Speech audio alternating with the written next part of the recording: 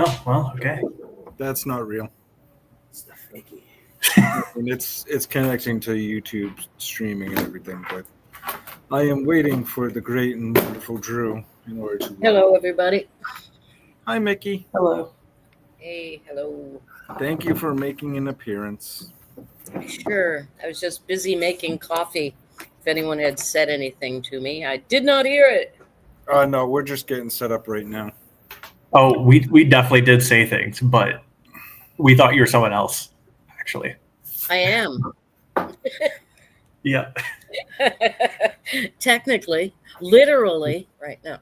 That's quite true, actually, Dan. Mickey comes from my neck of the woods. I'm in the deep north. I didn't know that was a thing. The deep north. The deep north. No, I didn't know that was a thing. It is now. Mickey has coined it. Yeah. I know it.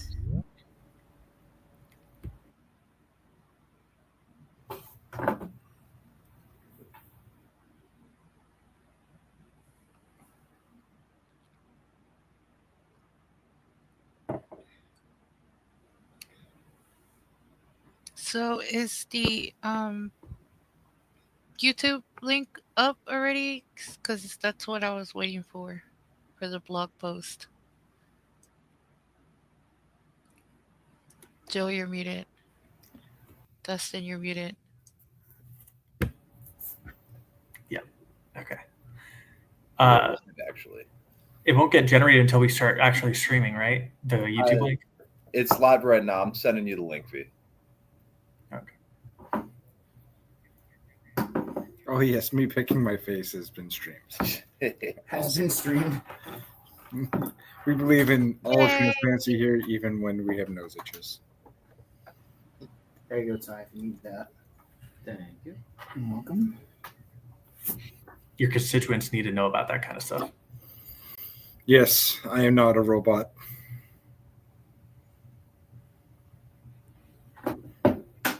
I am not a bot.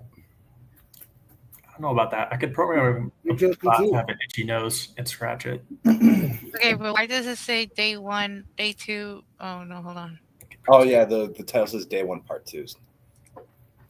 So it's got to be changed to day 2, part 1. Oh, that is my fault. Oh, Day yeah. 2, yeah, that's what Okay. We can fix it. Or just day retroactively. 1 if or day 2 if we could just yeah, if we can keep it to one. Mhm. Well, this should be. Well, we're not. We'll stream this it. long today. yeah. So if Just try. Just try. Well, We can rename on the back end. yeah. it doesn't edit or Oh. Yeah, but I'm better? going to be posting it on the blog and it's going to show the metadata No, because we're going to embed it. you just scroll over. So just got that, like, It says edit right Okay. there. Oh, fine. moving. Chicas. Hey.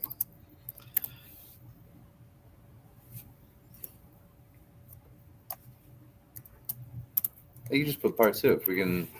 Part yes. The title should be changed. I don't know if it's going to reflect because it's actively live streamed, but it should update once. It takes a minute. Yeah. So Does anyone know if you share a video? part yes. Does anyone know if you share a video, do you have to do something to share the audio also? No, it's if it's Okay. Great. Yeah.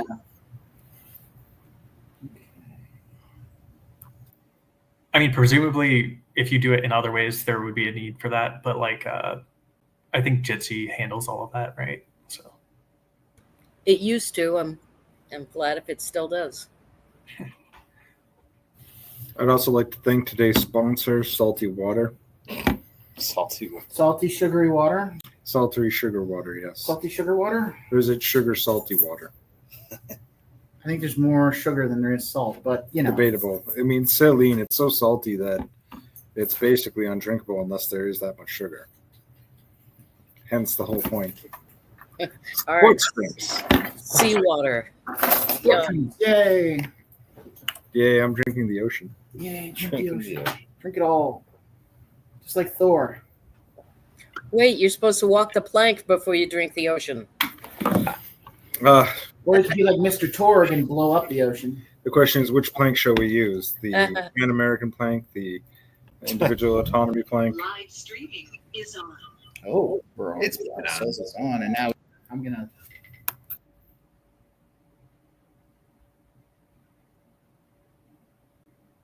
You are all silence. Not anymore? Ooh, should turn down Wait. the volume on. Oh, I got it. Oh, Yeah, I can hear you. It's just a bit echoey. There we go. Okay, I'm going to turn my volume up a little bit, and Joe's got his muted now, so. I have updated the blog post. Welcome to day 2, part yes. Day 2. Should we wait for? Well, we are. Like I kind of warned. We are streaming. We're good. Yay! Welcome to day 2, everybody, of the 2024 Pirate National Conference, PNC 2024. If you haven't voted from yesterday, please do so as soon as possible and get those votes in. The voting form is linked. We have it linked in the. Make sure. Can we put that in the chat? A link to the voting form. Yes, I will post that right now. The form and the link, if you can, to the candidates that were nominated. If you could put both of those in there, so that anybody that wants to get a last-minute vote in can do so. Before we get too far ahead, and I forget, I forgot to thank the Bensonville Public Library for hosting us and being super courteous and helpful in everything we've needed so far. We'll actually put it in the description. So it'll be uploaded to the description shortly. In the description for the links. For the YouTube. Yeah. So if you check the YouTube description, So if you wanted to exit out of the video and log back in just a moment, I'll let you know when you guys can do it. Not us here, but anyone who's viewing from home. You should be able to see the updated description where you'll have the link to vote. The link to vote, yeah. So we can try to make sure that anybody that needs some last minute voting, please do so, and please read the instructions. I failed last night. I did not read the instructions. Our system is ranked choice voting with what specific system? First choice, first name, comma, your second choice, second name. Exactly. Yeah, comma separated values up Yeah. to 3. So first one that you write down on the line, then comma, then your second and third, and What if we yeah. put in 5? Oh, I definitely forgot those commas. Yeah, so did I. Well, if we have separate It's names, okay. It's it- fine. we're not using an automated process to count them, or at least put them into the counting spreadsheet. So if there's spaces and it's clear that it's a separate second tiered. No, I totally forgot that we were doing ranked choice voting because I totally blanked out and had already had a couple of beers. So yeah, I just wanted to get it done so I didn't forget. And then I just screwed it up. So It's okay. my apologies. It's okay. That's why you should always vote early, but only vote once. Right. Yeah, there you Yeah, go. I did. So I didn't vote again. So, but, Dustin, are you prepared? Are you prepared for us? More or less, yeah. I'll get as far as I can go, I guess. Okay. Is there any other house cleaning stuff we need to do? Announcements or anything anybody can think of? That's kind of like an open question to anybody. Yes, let's tell everybody about what happened with the part 2 yesterday. Oh yeah. V, we'll get to you in a sec. As soon, yesterday, after we streamed, there was a copyright strike against our part 2, which is one of the reasons why I thought maybe we lost the stream yesterday, right after we started Vermin's video. And I'm assuming it's because of one or both of the Vermin videos that we shared yesterday with permission. But it doesn't really mean anything to us because we're not monetizing the content anyways. So it's just hilarious that the Pirate Party got a content strike last night and for something that we had legitimate permission to play. So, yeah. And we're not monetized whatsoever. No, Anyways. no. So, like, what? Yeah, that's just dumb. Yeah. Not Anyways, that copyright stuff only counted if it was profiteering. yeah. Anything else? Yes, the rum is gone. The rum is gone. The vodka's not gone. We didn't drink all the vodka, but we did drink a bunch of beer. We had vodka and beer out of a skull. So, V, what do you got? Remind us again the deadline for when we need to vote by. You need to vote by within the next hour. The it is about to go live, and if you would like to check, Hold on, for those of you already in, un momento, por favor. We had set the deadline for 2 p.m. Central Time today, so that then we can take the next hour to count, and then announce our winners, and then have our last presentation for the day. both. Oh, fantastic. Well, they're both not only in the description, but they are now in the comments. So if you don't want to click out, you don't have to. They're in the comments, and you're able to get it there. Did we post in the Discord too? And V, to answer your other question, 4:15 Central Time is about where we need to close it down, because we need to be out. We're going to be kicked out of here by like 4:45. So we need to wind things down around 4:15. So I have to leave by 4:20. and Joe's leaving at 4:20. No, any connection to anything else. No, not he didn't just randomly pick that. That's when he has to leave to hit his flight. So that's where we're going. And our schedule remains basically the same. Like I said earlier in the chat, that we would probably be running about 15 minutes late, and we are running right about 15 minutes late. So to get started with Dustin's presentation.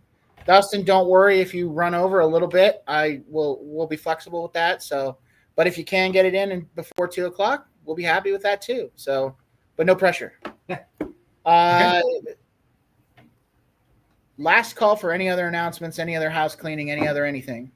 Do we do quick IDs, or are we? Oh yeah, we should. Oh God, we should be doing. We should have done that first. My name is Drew Bingaman. I am your captain. And I might be. We'll see what happens with the elections. We'll see if I continue to be your captain. V, you are next in my window. Oh, yes. Good afternoon, great state of Texas, and everyone else. I'm just kidding. So, yes, I'm V. Sarai Sophie Van Soviedo. Soon to be elected in one of the many positions V for everything ran for. Awesome. Thank you. Joe PT / Dream Team. Hi, I am your lame duck treasurer, Joseph Honorowski of Massachusetts. And I wear many hats, but right now it's the concrete one. And yeah, I'm whatever this body needs. And you may wear many hats, but I wear this one. Ahoy. I am Jolly Mitch of the Chicagoland Nye, the Illinois Pirate Party, and I am the United States Pirate Party state moderator, the lookout position.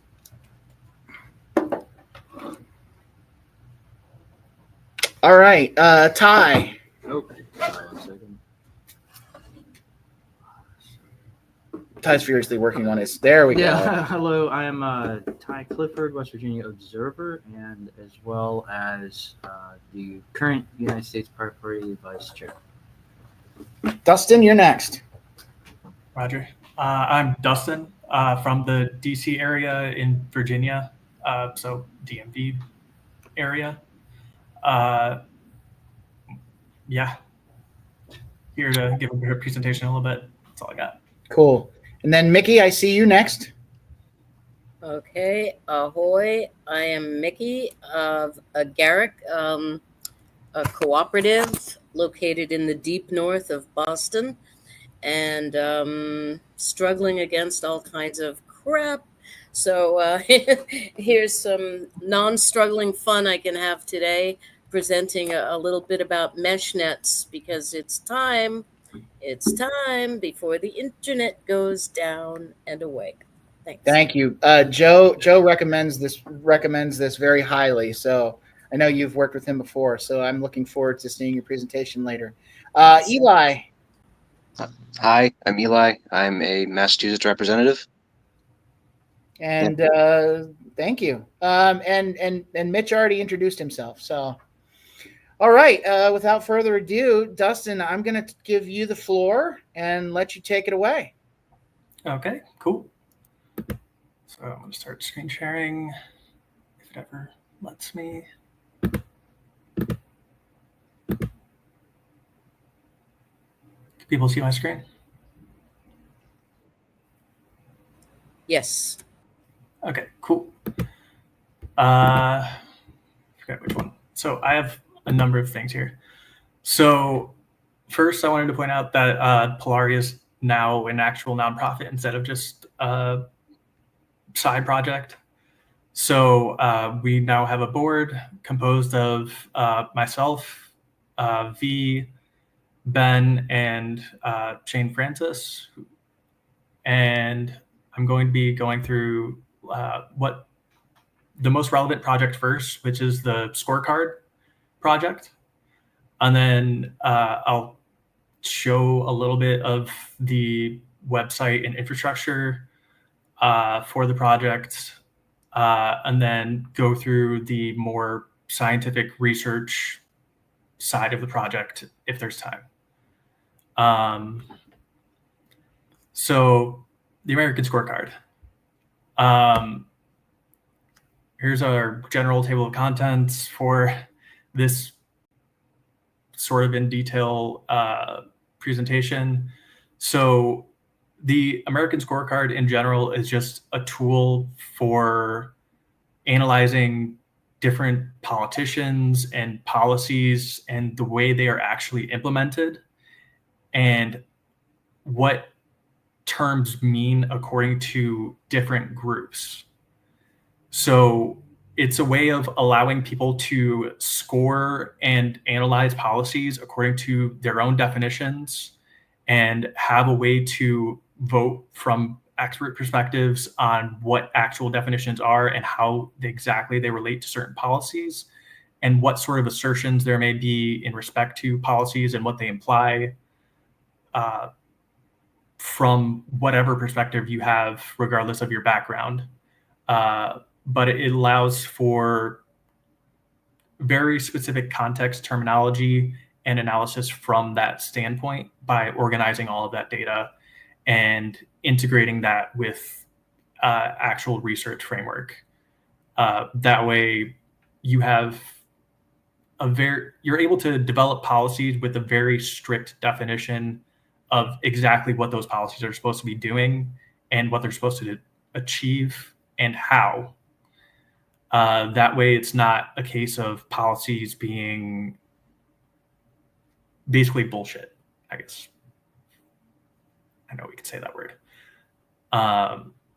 So it's a way of forcing allowing politicians and people who develop policies to be able to have an actual way of having accountability for things and a way of analyzing what actually works or does not work, compared to the current system, which is people arguing over what actual definitions are supposed to be used after the fact and often not defining beforehand what they're actually trying to do in terms that can be compared to reality. And I'm going to go through like some of the basic systems and calculations that are used in that in this presentation, and I'll start on that. So the American Scorecard is a tool that helps evaluate politicians and policies.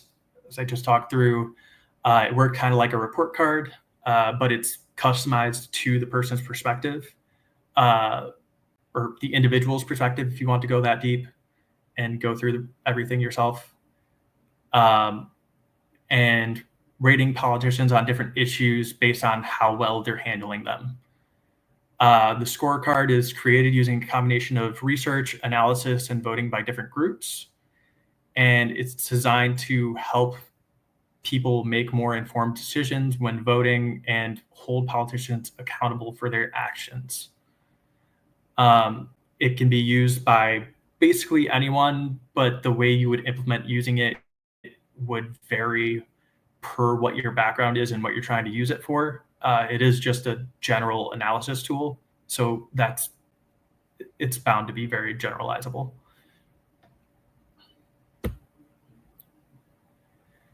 So a sample calculation of a simple score, we created a sample scorecard for the concept of labor quality in per state. The scorecard is created using a system composed of attributing scores in basically just, we did it using a spreadsheet for this case so that it's easy to look through and replicate even if you don't have the software. You could just use a spreadsheet to do the same thing. But the labor quality score would, in a real world scenario, be determined democratically and would primarily be based on different socioeconomic terms. But all of these score calculation methods have multiple corresponding democratic processes that you can go through to derive what the actual public definition of something would be, or group definition in the case of if you wanted to have what a certain group of experts believe the definition should be, or something along those lines. So let me bring this up.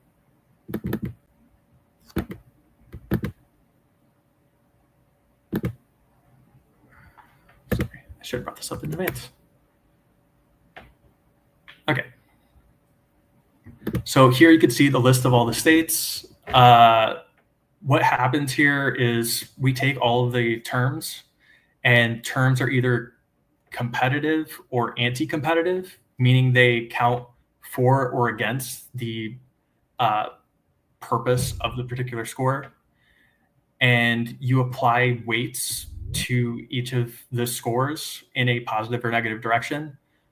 People vote on a positive or negative weight for a particular term. And if those converge more or less, then you can determine a particular group to have a specific definition of what is good and bad in terms of actual metrics for an issue. So after having all of these, you have the votes weighting these different terms, and you determine an actual weight for the overall group, or you could just make your own as an individual and say what you want it to be.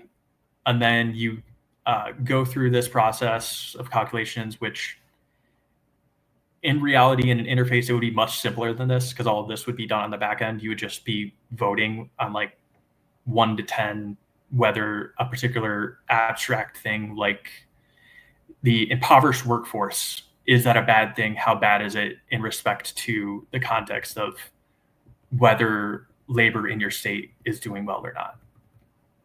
So these are the different things you would vote on. If your minimum wage is good, if it's higher, does that mean the state of labor overall in your state is good? And how good is it 1 to 10? Those kinds of things would be what you would vote on. And then that would be converted into an overall score that's normalized to a value between 0 and 1 here. So this gives, in this context, for this kind of score, you get a value between 0 and 1 for how good a state is doing overall in terms of labor, according to this specific definition. As you can see, this first state is doing pretty terrible when that's turned into a score out of 10. So that's Alabama is doing awful by this definition. And then 8.8 is doing pretty good. So Connecticut does pretty good by this definition of what is a good labor conditions for a state. So presumably Connecticut is doing good in terms of policies around labor. But Alabama's not doing so great. And because this kind of method is determined democratically or democratically through trusted groups, if people decide that that's the better way to do it, people can collaboratively use this as a practice to determine whether a policy is doing good, rather than just having politicians tell you that they did good and choosing the metrics that they want to represent themselves. Dustin, I have a question real quick. Yeah. I don't mean to interrupt you, but just something I was thinking about, and I don't know, maybe you've done this or not. Have you correlated like this labor data that you have here, the labor state data, with like poverty rates at all? Just as a curiosity, just to see if there's any like correlation. I don't think I did poverty rates specifically. I did specifically poverty in respect to the workforce. So that was the one that I put in here, because this one is specifically a score in respect to the health of the workforce. Okay. So that's why only poverty for the workforce. Yeah, I mean, the only reason I asked that is if you can show like a correlation of good labor, like, so what you have here is good labor, and then you have rankings of those states. Like, I mean, the question that immediately came to my mind is that, does that data that you have there that ranks these states for labor, does that correlate with lower poverty levels? And I think that would be interesting to find out. It may or may not. I don't know. I'm just asking the question. I think it would be interesting. And it could be something that could be used very, very well to prove that, if, prove is with data to show that there is a correlation with that, if it indeed holds up. So anyways, I'll let you get back to it. I didn't mean to interrupt you. I just had a burning question in my mind, and my ADHD makes me want to get it out before I forget it. So thank you. No, that's great. I think that was not something I was thinking about, but that's absolutely something you could probably just plug into this. And like, another thing with this is you could do multi-level score analysis, I guess. So like, for example, you could do what you just said, just compare it 1-to-1, or you could analyze the state of how well people are doing, and then have like poverty as a part of that, and have this compared to that as well. I guess in respect to this specific score, I wouldn't say it's possibly a good measure, because this is just like based on my own feelings, I guess, and my own guess at what something should look at like in terms of weights. So like, when you have like people voting on this in mass, it might look completely different.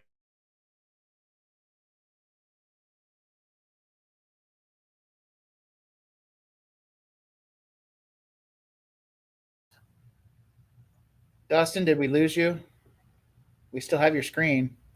There we go. Like that. Oh, you're back. You cut out for a second there. Oh, I did? Yes, you did. I don't know where I cut out. So if you're in the middle of something, you'll want to restate it. Okay. So I guess I was saying what you were saying was absolutely like correct, that you could do that. And something else you could do with stuff is like make multi-level versions of these.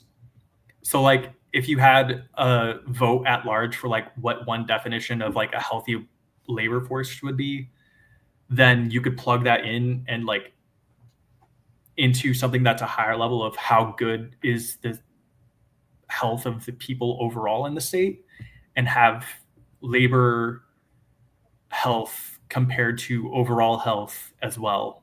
And like you were saying, so there's all different kinds of approaches people could go with, and different ways people would want to consider different things more importantly. And they would want to consider it in respect to different things, if that makes sense, according to what groups they're in. So there's a larger system for accounting for those variations in people and like helping to group them so that you can sensibly do things without getting it to devolve into chaos. But yeah, it's a general analysis tool, so you can do it to go through whatever you want, and then depending on what group is doing it, it might be more reliable or less reliable, because a group of people who are experts in something, analyzing it in respect to their specific field, are going to choose probably what are the best terms and what are the most important terms according to their expertise. And they will do that well. But then you could have multiple fields of expertise that are actually relevant in respect to an overall situation that you would want to know for a particular policy. So you might have one of these types of things being done for each particular field, and you have a score from each field in respect to a specific policy. And then you're trying to balance in respect to the different sets of expertise how well you're doing on something to try and actually achieve a maximally good policy for something, if that makes sense. And then also making sure that it's in respect to your overall constituents as well. You have an actually overall good policy. I might have gone down too far of a rabbit hole. Could you? We lost him again. Oh, God. God. No. Yeah. Welcome back. The last thing that we heard was rabbit hole. Are you still there? Oh, no. Oh, no. Dustin's having a hard time. Oh, maybe. Can you hear us, Dustin? Yeah, hold on. Let me do this. That might be why. Labor's waging war on you. I think it might be my own fault for running my server in the background. So I'm going to stop the server and see if that improves it. I don't know if you guys heard what I said, but I also have questions. Joe always has questions. Questions. Question everything. It's like the opposite of ChatGPT. You ask the question. For now. Okay. Sorry, I have kind of a lot to go through. So can I go through things for a bit? Of course. Okay. So I think a number of these things might answer a number of questions that would come up. So everybody knows what the legitimacy problem is. And I guess the fact that this can help make things more easily analyzable, and I haven't gotten to this part, but it can abstract things multiple levels while allowing things to be analyzed both in extreme detail democratically and have it bubble up to more abstract levels so that most people can look at it from an abstract perspective and vote on what they perceive it as and have that still be useful. And the fact that people can go into this as far as they want to and have the data and understanding of it be organized and all of the research be there available for them, that is why this can potentially help with the legitimacy problem of whether people are actually doing good work in the government or not. And that's all this is addressing. Worldview polling was kind of the abstract way I was calling, or worldview voting, the abstract way of calling like the scorecard Excel sheet we just went through, because the way it works is kind of fundamentally the same way of how intermediate layers within AI sort of work, at least in terms of the way you account for variables in a matrix a little bit and end up weighting them. It's definitely not AI, but it's the reason why it makes sense is along the same reasons why mathematically it makes sense to have AI structured that way. So it's based on the same concept mathematically why you would structure the analysis this way, for trying to come up with a way to analyze whether something being done in an abstract manner is correct.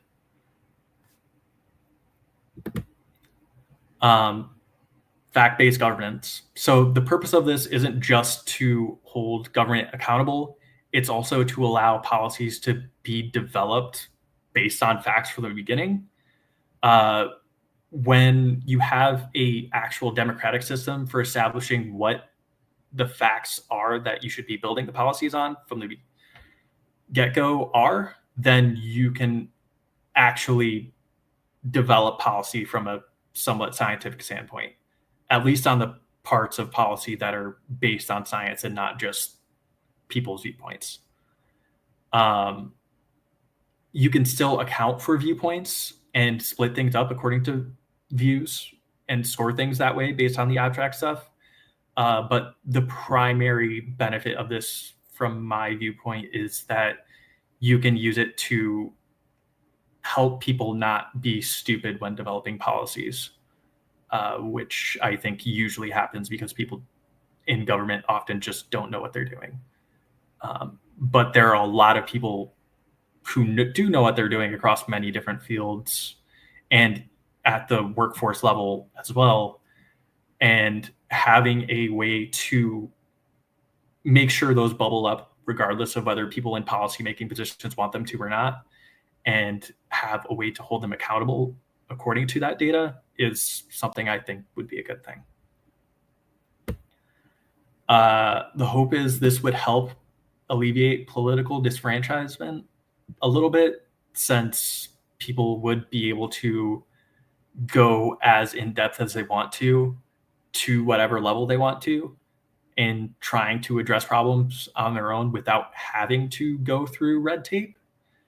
You would still have to go through all of the red tape to actually implement it, but to build the actual solutions themselves, this would allow people to do that much more easily. And then you have a much stronger way to go towards addressing those issues. So terms. Mathematical terms is basically all that this means, but there's also some level of data implied with this and metadata tied to those terms. So there's society is complex. So sorry for my weird jumping around in terms of saying things. So you have to meet people where they're at, and the way people talk about things and the terminology people use for things are going to vary per group. So not only do you have to measure the mathematical terms correctly, you also have to map those correctly per group to the way people talk about them per group, so that people actually understand what's happening.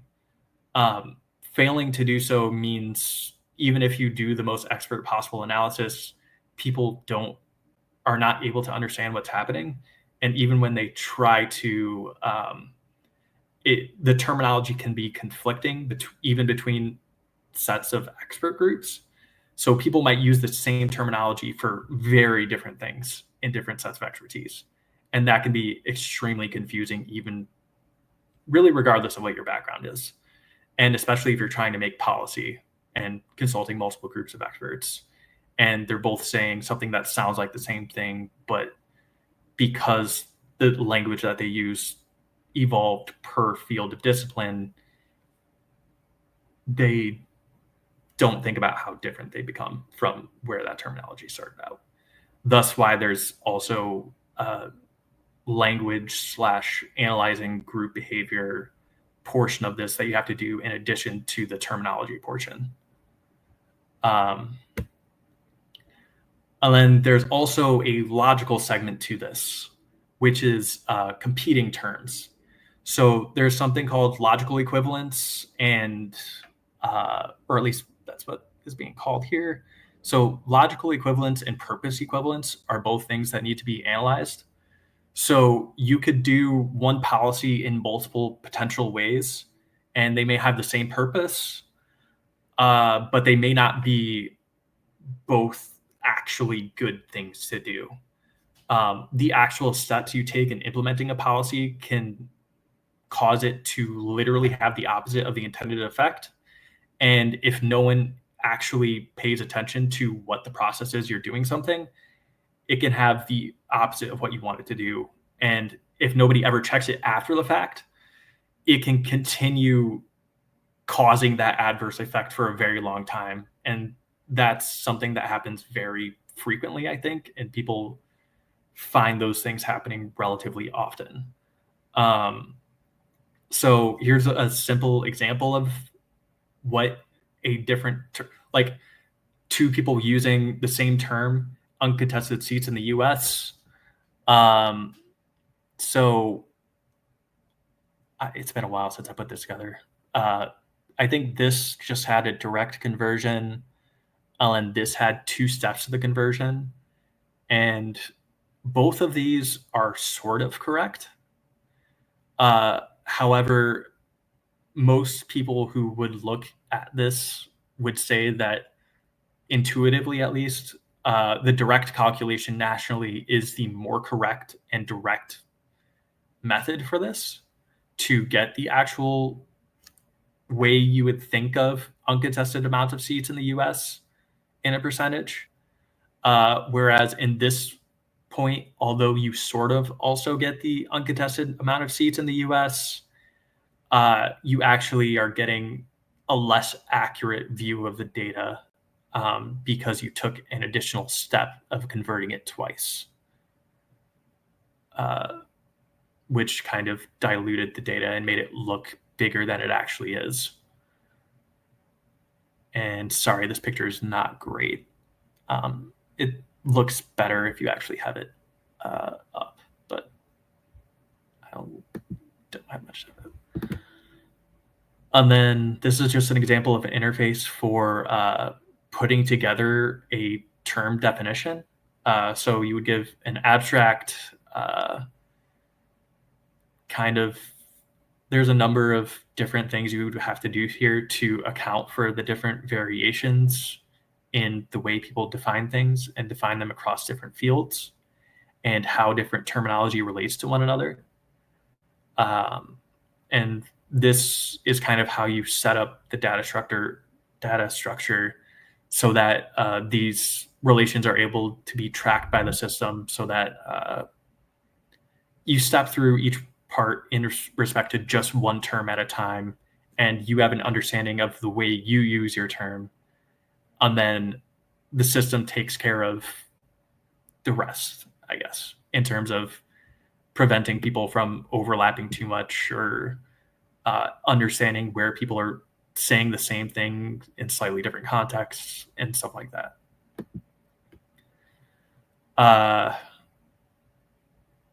So competitive scoring, this is an abstract way of talking about ways to make something scoreable when it might not ordinarily be, which is just to find contexts in which people are competitors to make things that you wouldn't think about as being competitive. In terms of the data analysis, you kind of have to have different groups being compared to be able to do an analysis of them, because the standalone data isn't necessarily useful for comparison unless you establish that frame of reference and give the context for what it is, in what context you're comparing things. Because the very specific context in which you compare things is very important for doing analysis. The same words being used can influence the way you need to analyze things very easily. So you need to be careful with the way you set things up, both in the analysis and the political context. Groups. This is just addressing how we need to track different groups. The way different groups would use this would probably vary. In some cases, you might be able to get national consensus even to establish a policy and how it should be scored. In other cases, it might be very fragmented, in which case you do need to basically choose who you side with if it's something that's fundamentally political. Or you can choose what is the expert group you consider to be most expert on it, or how you want to balance the scoring of different expert groups, or so on. That way, so some things it might be able to remove a political aspect from them if it's a very clear answer to something and help circumvent some unnecessary politicking. In other cases where things are truly fundamentally political, it's going to help at least understand where people of different groups are without the people in political positions trying to misrepresent how many people actually support something or not.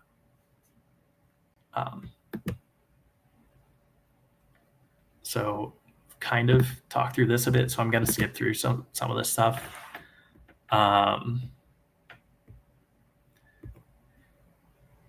So I'll just, sorry. I've gone through a lot of this at this point. So it can be used for almost anything. It could be used for STEM stuff, like inventing something. So for example, you could establish a general way to compare energy. So different configurations of how you have your energy infrastructure set up. You could compare what the score would be on what would be a good energy infrastructure. How efficient is the energy getting transferred? How reliable is it in terms of different scenarios happening? How much it influences your environment? All of those kinds of things you can weigh against one another and per region determine what is the best solution for something for you. Some things might be generalizable in some cases, and other things might be region specific. You need to find a specific solution that works best. And you can also use it for analyzing taxation systems to see the distribution of who has the tax burden for particular policies and things like that. And I have that somewhere in here. We went through a project for doing tax analysis at one point. I don't remember where that is, but I will try to put that out later. And that's all I have for this for now, because I think I hit all the main points despite not going through all the slides. Were there any questions at this point? Yeah, obviously Joe has a question. Sorry. Okay. So I absolutely love this.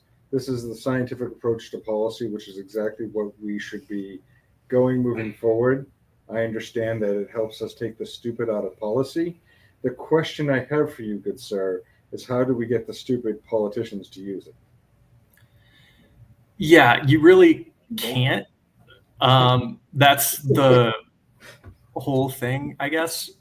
So what would probably be need to do is either use this for making ballot initiatives or specifically try to elect politicians who would use this, some combination of that. That's pretty much the only options that I could think of. But you can always make policies even without permission. You just make the policies and then propagandize the fact that they're not using well agreed upon policies. Okay, like the Cato well, Institute. What I'm kind of thinking, yeah, something where we start publishing Pirate think tank. The pirate think tank, where we could get individual states to adopt this methodology and then use that same methodology to rate what the politicians are actually doing. You know, be the change that you want to see.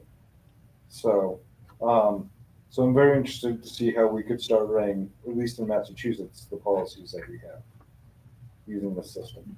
So, thank you, Dustin. Okay. Yeah. Yeah, and if in theory they like other parties do come out and they're like trying to use this, we'll definitely help them as well. But yeah, I think in the short to near term, it doesn't seem likely that people outside of the Pirate Party would use it. But I do think there's plenty of people that I've met in terms of like, at least on the individual level, that would agree with using something like this.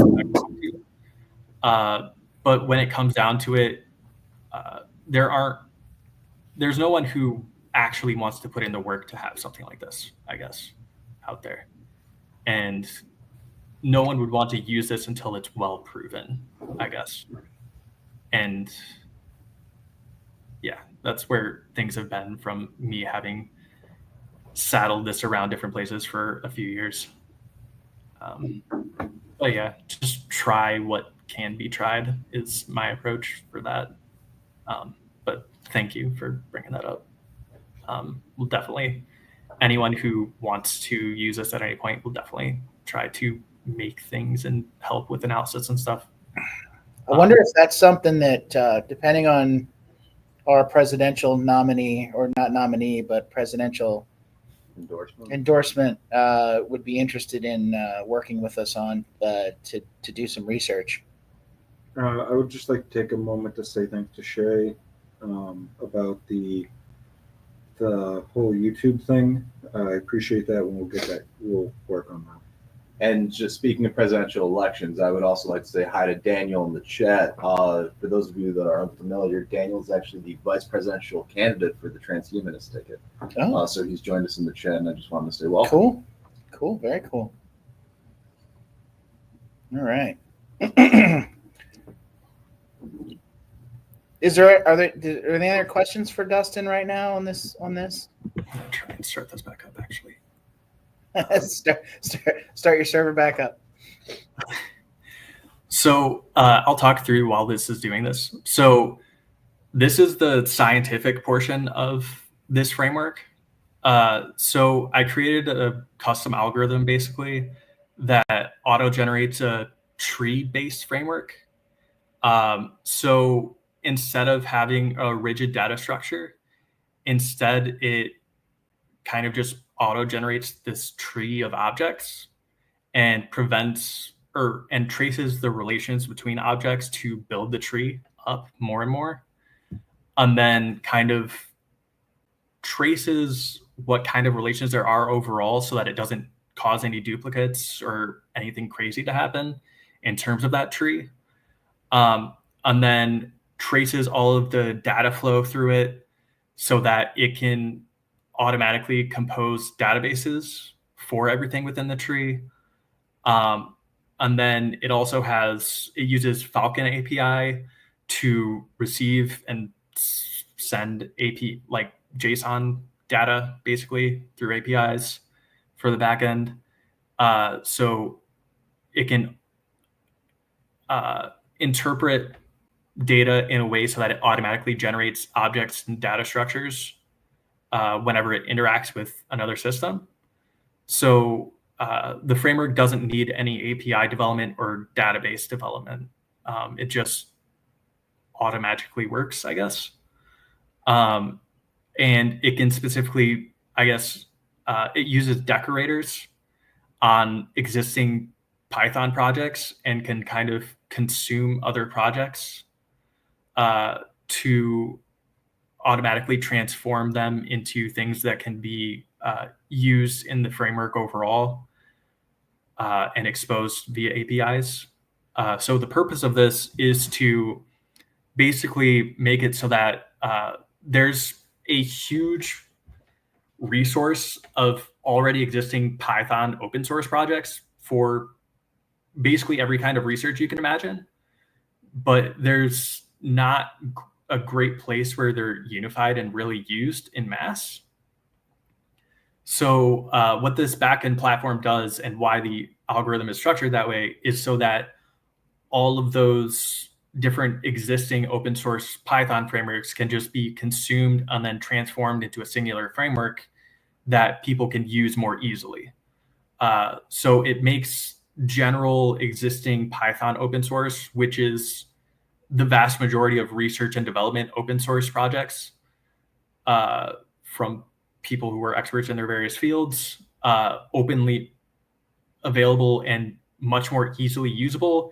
And it also gives them both the availability to be used on the web, which most of them are not. And it also gives them the ability to have data stored, which a fair number of them don't have the capabilities of.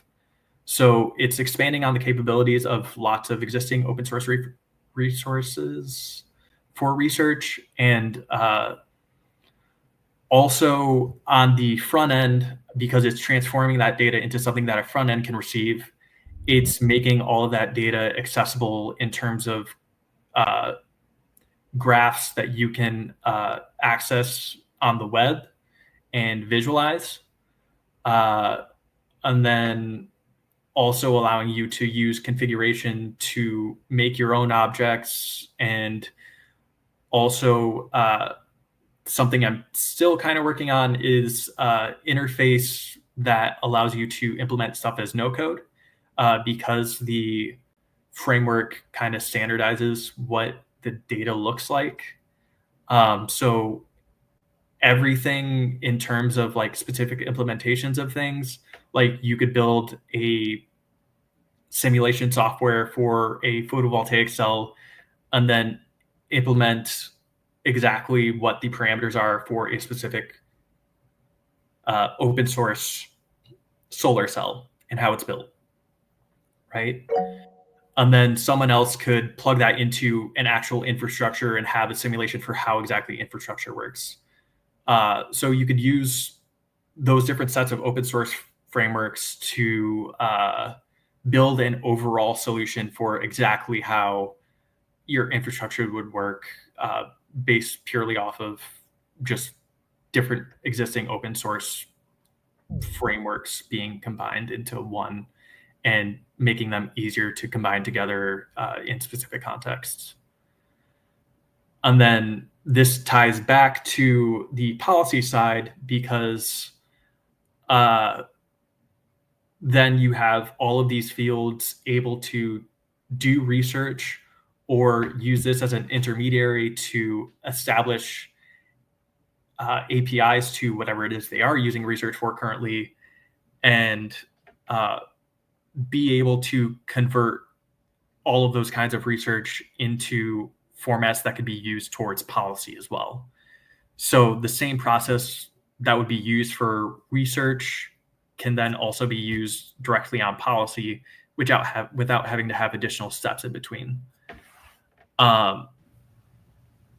And hey, Dustin, real quick, I just want to announce that voting is now closed. It's 2:00. We're gonna probably start working on getting things all tallied. So go ahead and continue. But then, Joe, Ben has a question real quick. If you'd be willing to take a question. Okay, yeah, totally. And then we need to restart the stream. Actually, though, we should restart the stream real quick and then do that. Okay, let's do that.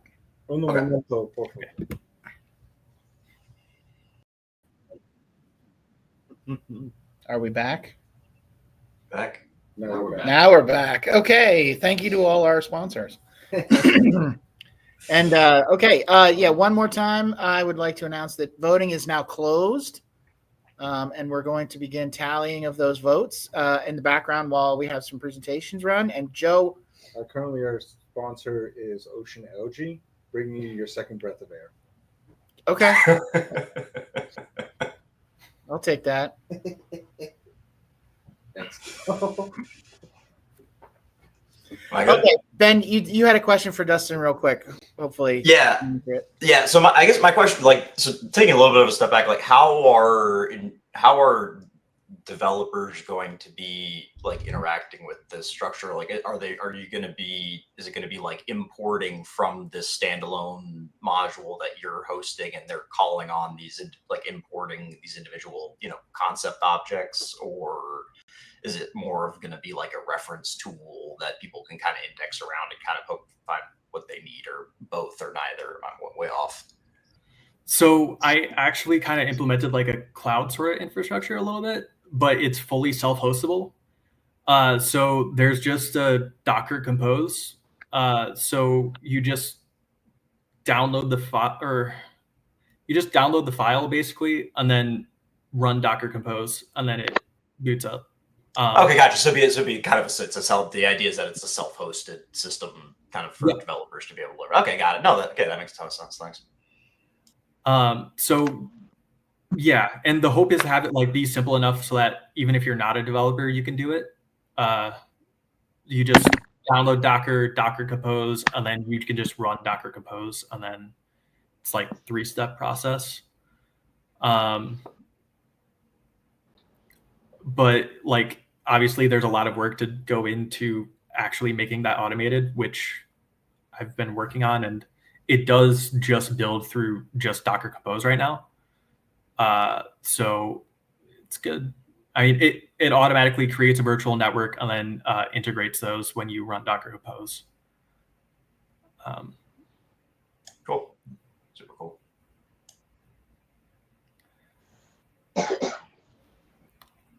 And then in terms of dependencies, most of those dependencies are open source and are openly available on like NPM or I can't remember what the other one is. Another open one that is already built into there. And then I also have a Sonar Artifactory, which can be self-hosted. So you can download those to SonarCube stuff that's self-hosted, and then like just keep the dependencies yourself, so you don't have to depend on an online resource as well. And yeah, so you could just download it and have it be good indefinitely. Yeah.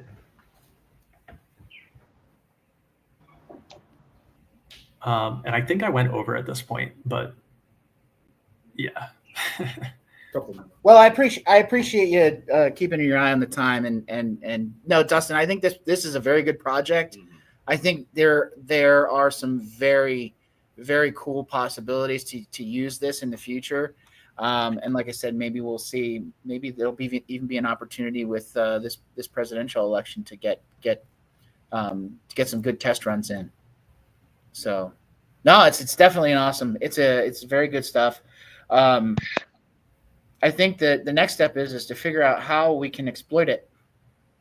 That's the next thing, right? You've got the ticket there, and then I would love to see figure out, maybe have another brainstorming session one of these days coming up, and if we have to kick around how we can best utilize this, because I think it's really good stuff. So we have a couple more people. Yeah, I mean, in worst case, I'm constantly breaking this thing because I'm developing it. Sure, but the calculations on Excel sheets definitely always work. Right. So there's at least that. Right. Yeah. So no, that's awesome. We have a few people who have joined us. I think the first person I see in the list that has joined us is Jamie. If you would identify for us, please. Maybe. The ghost of Jamie. The ghost of Jamie O'Keefe. Good Jamie. Let's see, who else do we have here? Michael, you've dropped in here. Hey, Mickey. Hello, Oh, sorry. Go ahead, Jamie. No, I'm just. Hello, everybody, and also especially Mickey from Massachusetts. Glad to see Hello. Mickey's up next, actually. So, go ahead, Michael. Hello, I'm Michael, current scribe for the party. All right, and Nikomo. Hey everyone, I'm a good friend of Mickey's, calling in from Boston. Awesome. You came on at the right time because we're about to give Mickey the floor. Great, awesome. Thank Yeah, you're welcome. Thank you for joining us. Anything else in the meantime before I know Ty is out working on the results, so we will work on those in the background while Mickey gives us her presentation. And all right, are you ready, Mickey? Anytime. I don't have a time constraint. So okay. There's business, get to it. And I'm ready to give you the floor. So it is yours. Awesome. And I'm going to shut up now. Awesome. Thanks everybody for all the great info contributions. I'm here because I was asked to do a little overview of mesh networks, because a lot of people do not even know what it is. And it's a very important thing to our long-term survival. When governments shut down our internet, not if governments shut down our internet, when they do, there will be very few ways to get news info or to contact each other. So what happens when you lose your internet and phone and access and stuff like that? Mesh nets could help us survive a mass communication shutdown. So it is time to put on our thinking caps and see what we can do with it. I've put together a group that is growing, and we're discussing mesh communications, and those who are prized of all the knowledge are teaching those of us who know nothing.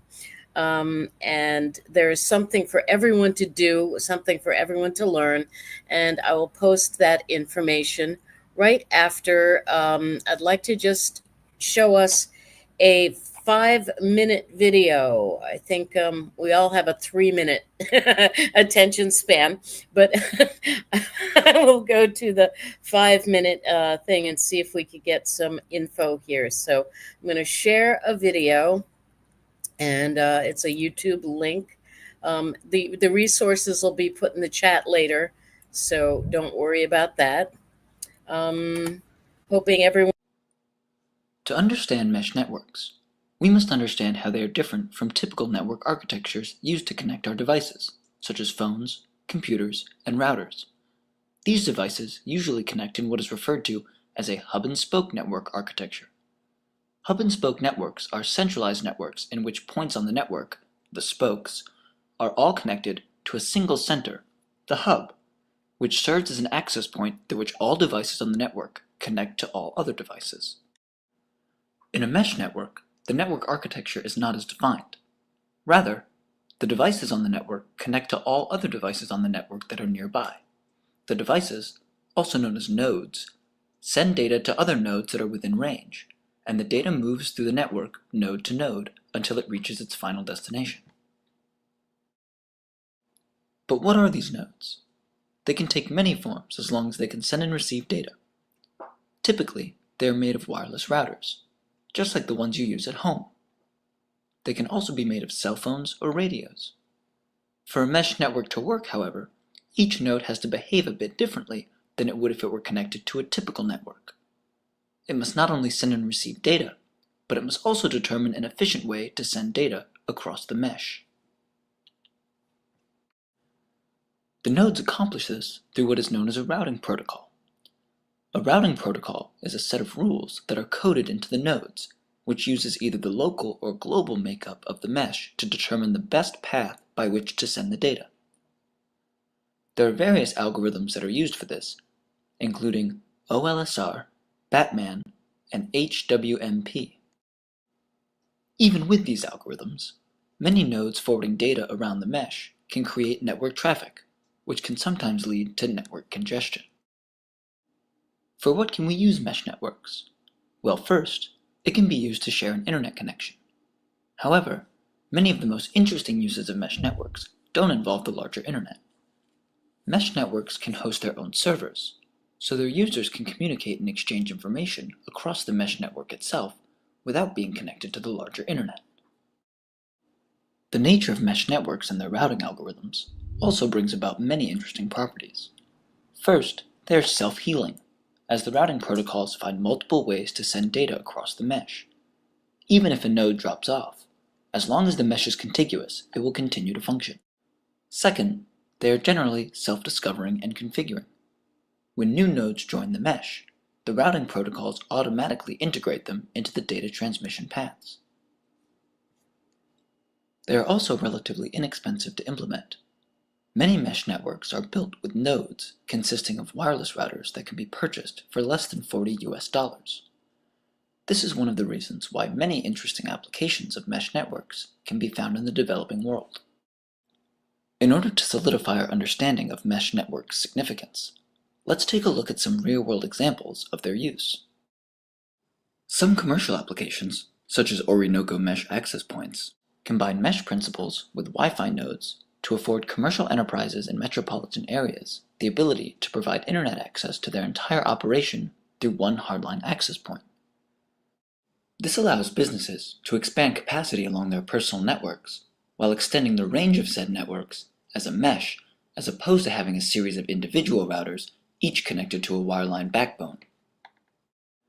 One Laptop Per Child, a nonprofit organization dedicated to providing children with rugged, low-power, internet-capable laptops, has successfully tested mesh networking over their XO model laptops at connection speeds of up to 5 megabytes per second and over a kilometer in distance. At these speeds, OLPC laptops can support a wide variety of mobile applications, including long-distance video chatting without an internet connection. In 2010, ham radio enthusiasts calling themselves the South Texas Balloon Launch Team utilized high-altitude balloons and water towers to deploy a mesh network of routers connected to the internet around a suburb of Austin, Texas. Applications such as these could prove very useful in emergency situations, during which mesh networks could be relied upon to support basic telecommunications applications, such as sending email and images between interconnected devices. As these examples demonstrate, mesh networking can serve a variety of purposes. With greater investment in the technology and more widespread adoption by the public, mesh networks could revolutionize and democratize the way people share data.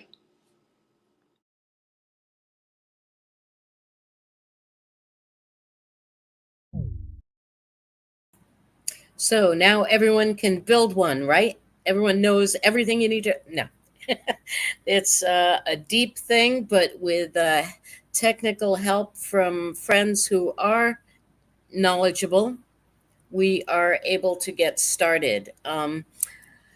As I said, I started a Signal channel. There's about 35 people in it now, and we're learning little by little. Some people were learning, being guided into what equipment people have bought, what is working for them, what is not working. Some general questions are being answered, and some deep dive questions are being answered too.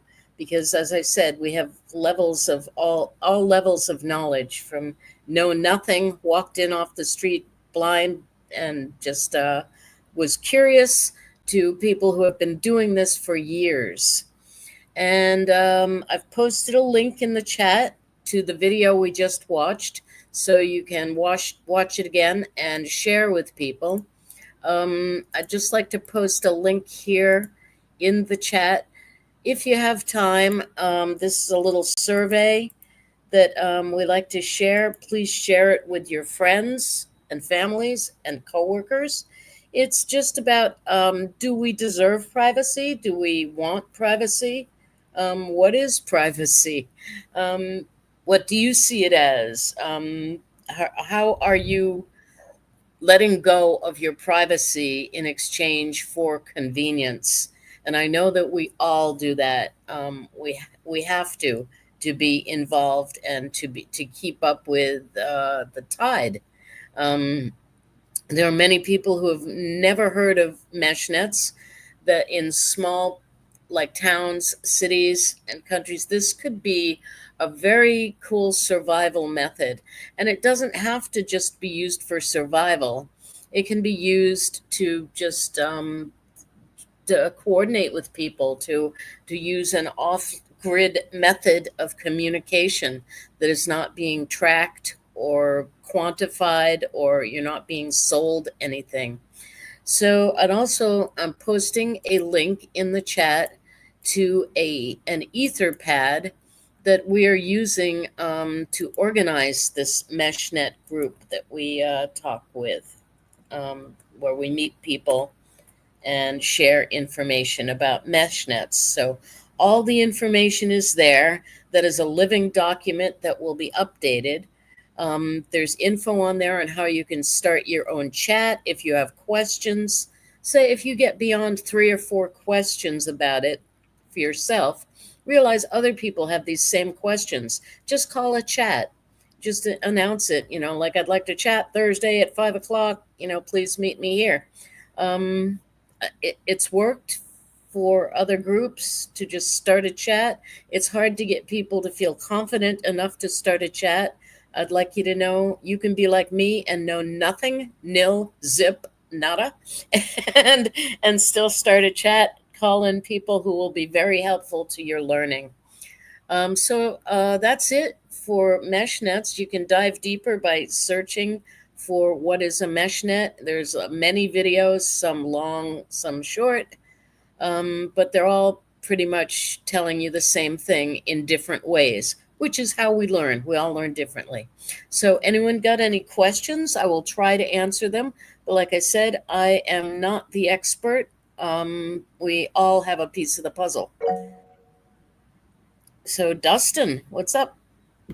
Hey, so I guess, do you know how much this differs from like a normal networking? Is this using the same kind of hardware as normal networking? Or is it fundamentally different hardware with different protocols that it's using? That's a good question, but I have no clue. I do know on that pad that I put a link to, we're discussing what equipment to buy, and people are advising, like, I got this transmitter or I got this, and it's working for me, and I can help people set it up. Or I want to get something and I need some help setting it up. So I don't really know the deep dive of the protocol, but maybe on the pad, and if you join our chat, I'm sure someone will know. Yeah, I can actually answer that for you, Dustin, a little bit. Great. It's mostly commercially available. A lot of wireless routers are capable of it, but they're not. Most of them are not capable natively.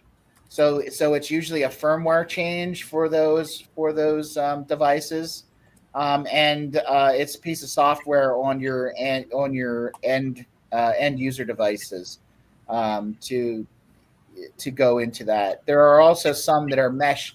There are also some mesh systems that are commercially available, but they usually only work with themselves, and those don't require anything extra on the end point. But they usually are only a mesh within their own nodes. So that I hope that helps. Yeah. Yeah. I'll also tap on that. It helped me too. Yes, we're going by the guidance, some of us, of Meshtastic, which has put together a very easy to assemble way to do this. And they sell like a kit.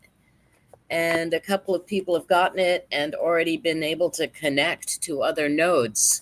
Also going to put a link in the chat. There is a mesh map where you can see all the different mesh networks that are out. Mesh map I think it's meshmap.net. I'm sorry, it may be .org. I did not verify before posting. But yeah, there are groups like Meshtastic and a few others that put out a kit and very easy instructions. And I see a hand up. I'm not sure. Oh, James. Yeah, I just wanted to add, beyond stuff like Meshtastic, if you want to use Wi-Fi, there's I think it's libramesh.org. You can they have their own custom open source software that you can take lots of potential sold for profit devices and flash them with their software, so you're not dependent upon all of the additional stuff that they're going to put on there. So you can go and have a Wi-Fi node and Wi-Fi meshing node, and then in addition, in Massachusetts, we have a group called massmesh.org, where we've taken the Libra mesh, and then we've taken for your radio, and then for Raspberry, we take a Raspberry Pi that then encrypts the data and puts it on Yggdrasil, which is a internet that exists on top of the internet. It's IPv6, and where everything is encrypted. And so we have software there, although that effort, unfortunately, needs more love. So if you're interested in the hardware development aspect of it, then by all means, check it out.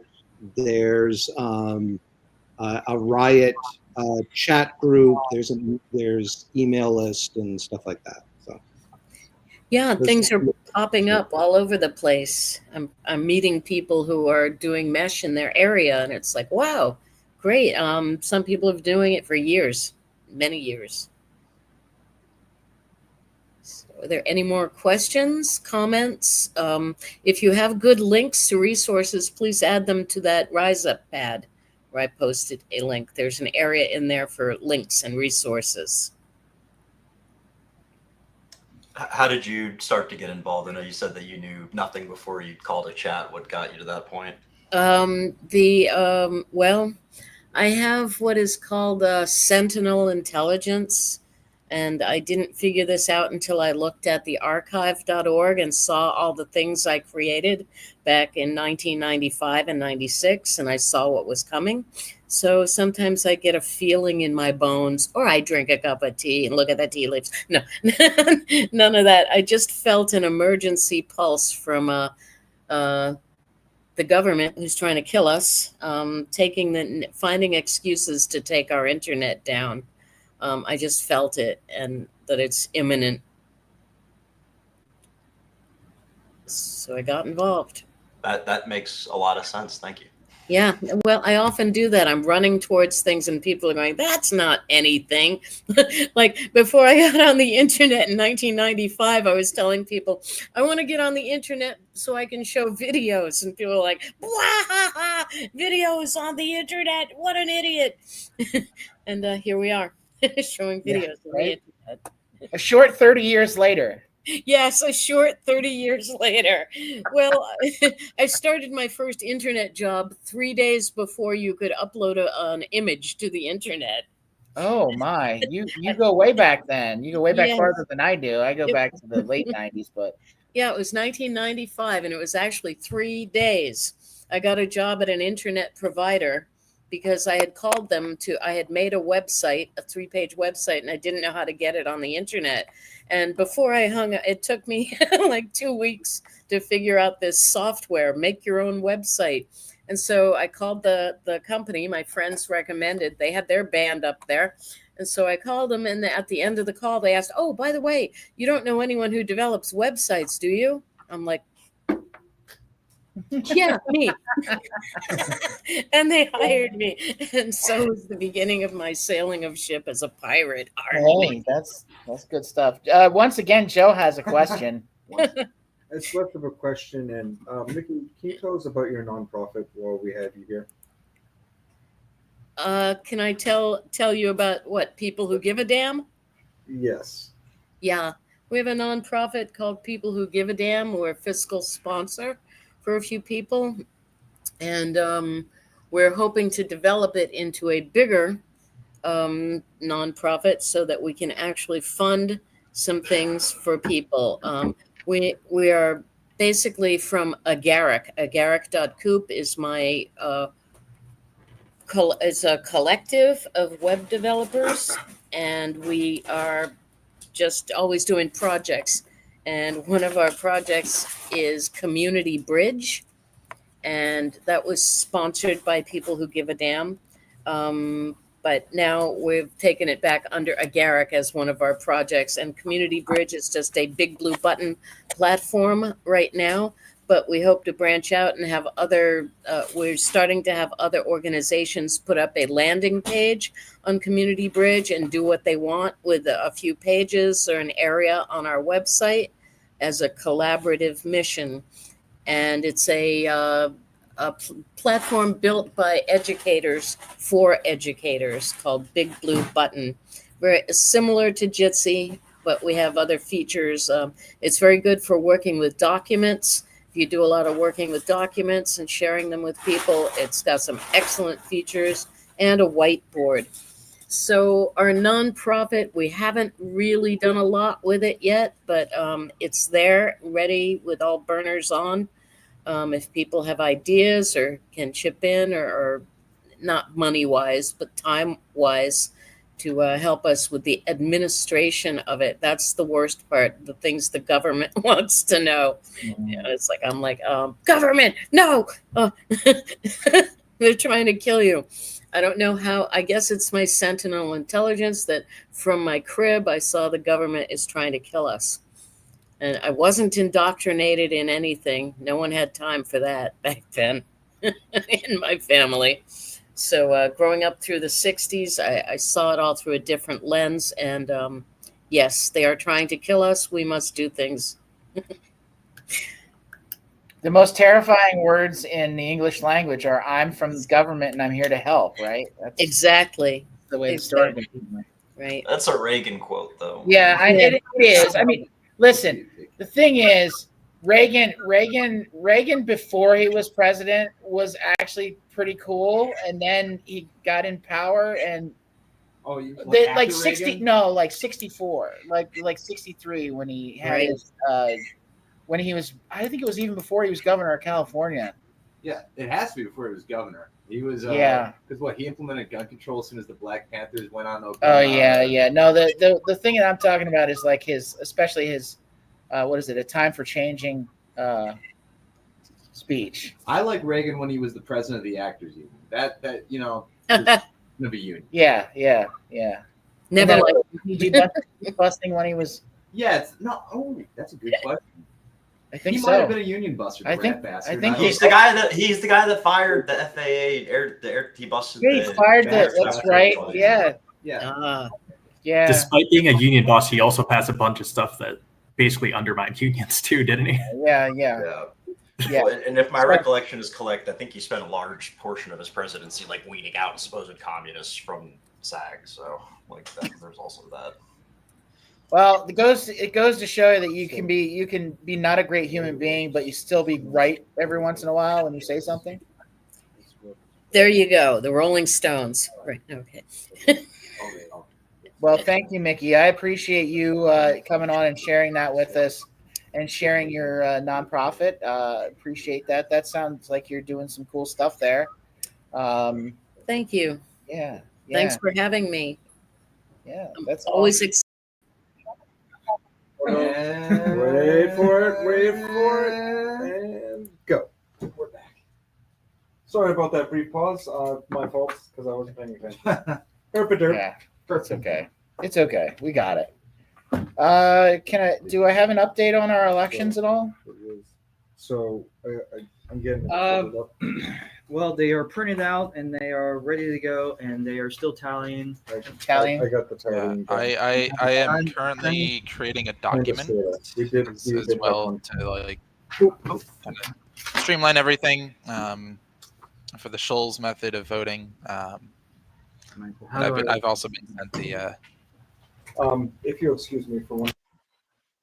the document or the form. So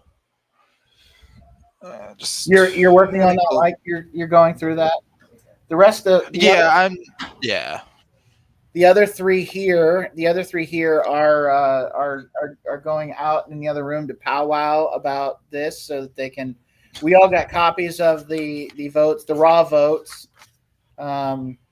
So there can be no shenanigans. And Michael, you have a copy of the raw votes too, right? Yeah, I have. I was sent the form. I was sent the access to the form. I need to connect my iPad to the Wi-Fi. Yay! Also, if anyone hears an occasional splash, I'm at the pool deck. We appreciate your sacrifice. A lot of people at the pool. We appreciate your sacrifice of staring at everybody having fun while we do this. I hate pools. I hate public pools so much. We're definitely not in the pool, but we are in a very nice library, so you know. We're. I've got the beach behind me, so it's an exceptionally deep pool of individual talent, you know. Yes. There's the Wi-Fi in my settings. So now, let me see here. I'm hoping we have announcement. We have got it. Okay. So what am I?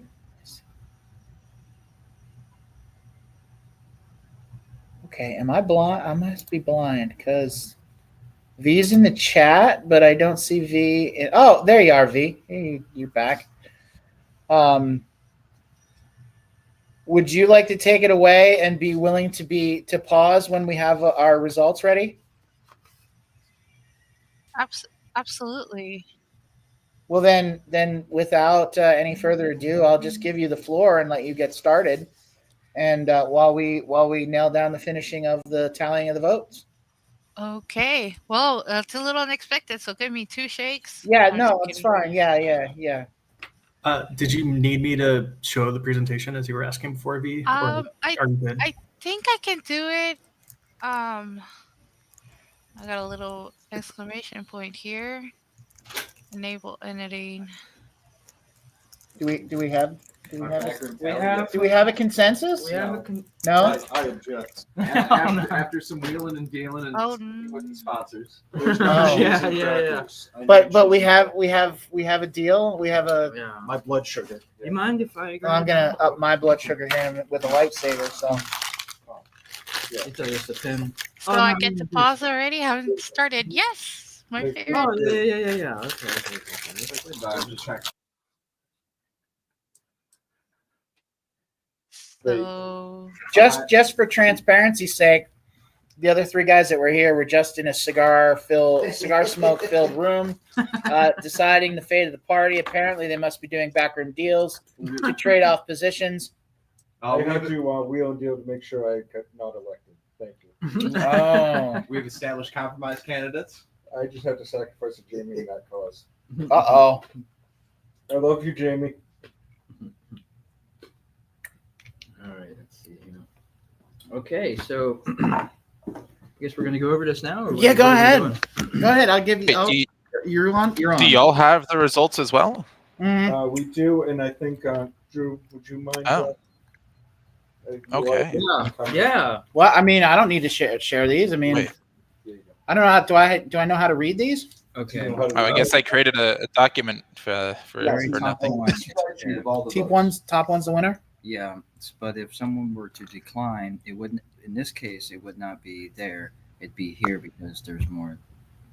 You get it. While that's being worked on, let me just say that the results were pretty decisive. I think that everyone had a good, clear idea of who and what they The wanted. chances of declining are very slim. Okay. I don't think If we're they going were to see they would any not go here 'cause they have election they're of here. what was it, 1826, It where the doesn't. 4 candidates. Same caused thing such a applies, ruckus. but so they stopped. I was here, just obviously, listening to a because presidential it's history just podcast, outweighs. so any obscure The top one presidential facts like that are in the back Okay. of my head. No. You don't need to give a reason. That's just something that you know off the top of the dome. Yeah, I just know this shit. Man, if you can start from our presidential nomination and work backwards. Sure, I can go the other way around from the way that we nominated. With a decisive 7 first place votes, Vermin Supreme is our endorsement for president. RFK got 3. Apparently, also overwhelmingly for captain, myself, I was reelected with 11 first place votes. Thank you guys. Thank you guys for the confidence. Also, overwhelmingly, with first place votes, Ty is going to continue serving as our first officer vice chair. Thank you. Like almost. Oh, okay. That was just. Yeah, we were noisy. And it claps when we. Yeah, we were noisy. Oh, Okay. yeah, it does. It does. Also, like probably overwhelmingly, the most first place votes is Ben for quartermaster. Real quick, I just want to first of all, congratulations, Ben. Yes, Yeah, let's not bury the headline here. Congrats, Ben. We have a message from Daryl Perry in the chat asking how many votes did Chris Oliver receive. In the interest of transparency, 1. Yeah, 1. We'll safe to say we could publish these results after. Absolutely. somewhere. Yeah, we can. Yeah, we'll I publish. can copy paste them into the spreadsheet and like try to share the spreadsheet results for like the Shoals. Just I know you probably have. We have it written down, so if you don't want to waste your typing capacity there, we can just. Oh, you have like the Shoals results and everything, like in tables. No, not full table. We'll get that to you It so was- you can, okay. We're not pretty about the process, but Also, No. Daryl Perry wants to know: did anyone consume a gummy and form a press conference? Several of us did consume gummies, but we did not have any press conferences while we were stoned. Yeah. So that just to clarify. We don't have a Always director yet, but we know not to do that. But by the end sail of responsibly. Sail responsibly. Yeah. So, no, there was no what is Aleppo moments for us here last night. So, I think we all learned a lesson from that one. So for scribe, secretary, a decisive win for Michael as reelected. Nice, very nice. Congratulations. And they're not with us Thanks. right now. I'm here. But, Yeah, they're here. but no, Michael is. Yeah, Michael is, but the next one is not. Oh, I was gonna say. For lookout and state moderator, Rose overwhelmingly with 11 votes. It's also very good. So congratulations, Rose, Yari. Hopefully not arrested. Hopefully Yeah. we can work to keep you out of jail, because we need you. We need your help. Bean counter was the second most first place votes. Dustin, you are 15 first place votes for Dustin. Congratulations. You are our new bean counter / auditor. nice. Woo! And I'm guessing with your data-driven mind, that just put it over the top for most everybody. And we appreciate you doing the data analysis and keeping us on point here as being our bean counter. Thank you very much. Swarm Care V, you are Swarm Care. Nice. First place for V. I think you'll do great in that role. Oh wait, no, that's. Yeah. Okay. Sorry. I thought I read that wrong. For the next one, web admin, director of online, Jamie. Begrudgingly, you have been elected to that position to keep us straight on the online. Although we did clarify yesterday that even though you're responsible, you can delegate. So maybe not as much. I work. wonder who you're looking at. Joe said that, so I will endeavor to be successful. Make sure we are successful. And then finally, Director of Public Relations, Eli, you are elected for Director of PR. Congratulations. Well, congratulations to everybody. Anybody that's coming in or changing, try and get in touch with your predecessor to see if there's any transition stuff that you need to do. Obviously, treasurer will have transition stuff that they will need to do. And Joe's going to try and fix our FEC situation before he hands the keys over to poor Ben. And the good thing is on that side is Ben will then get the training for the FEC and be able to add that to his repertoire of things that he can do and things that he has experience with. So I think that's really great. Does anybody want to take a minute or so to say a few words for your thank yous or? Thank you for not making me the treasurer anymore. I think we got that message, Joe, that you really didn't want to be treasurer. So It's not that I don't want to serve, because obviously I'm still going to be here to annoy you all. But I think this will free me up to do some of the stuff locally and focus on your race. Yeah, well, there's a bit of that too. There's that, yeah. But this will free me up to do some outdoor sales for the party. So awesome, that's great. That's good stuff. Do have want to connect with you later, Ben, in order to start. Yeah. When I know you'll be on the road, so whenever at your convenience, and I just wanted to say that I appreciate the vote of confidence from everybody, and looking forward to working with everybody and Dustin as well as the next bean counter. I think we're in good hands when it comes to our both of those positions. Yeah, let me say that those were so overwhelmingly decisive votes that I can honestly say that I and everyone here trust the financial stability of this party. Absolutely. I don't have any. Me and Joe yesterday were titled the dream team, but if we're being honest here, I think the the monetary department is in good hands. Yeah, the financials I think will be fine, even though we don't really have financials. And I wanted to throw an idea as a exiting treasurer at you, Ben. A good fundraising tool is Otis Spunk Mine. We are the dark side. We should have cookies. Good suggestion. What do you got, V? Raise Oh, your I hand. just wanted to say thank you, but I thought Joe was gonna speak longer, so I have a pretzel in my mouth. So give me a second. Well, Mickey wants to talk. I'll talk after Mickey. I just wanted to say thank you guys for hanging in there and hanging together and growing the group and doing all the things that everyone does. Many hands make light work, as my grandma said. And then I said it too. I used to wonder, what the hell is she talking about? I got two hands. Okay. So I'm really, really honored to be a part of this group and to see it going forward, growing. Awesome. And thank you again for your participation today, Mickey. We really appreciate it. Well, I live to get the information out. I've lived 71 years and I have way too much information. So if anyone's got 3 or 4 years, step into this side room. Oh, you cut off right at the end, but I think we got what you were trying to communicate there. Your audio dropped out, but I think I just said thanks for everyone. I've lived 71 years and I've seen it all unfold, and it's horrified me. And to get this information out to anyone is more than I can bargain for. I love you for having me here, and thanks for taking the info. And please spread it, share the links. Absolutely. We'll get that stuff shared then, and all over social. Put that stuff on our socials. Joe is raising his hand again. I did post all of your links, Mickey, into the chat as well, so it is a part of history now forever.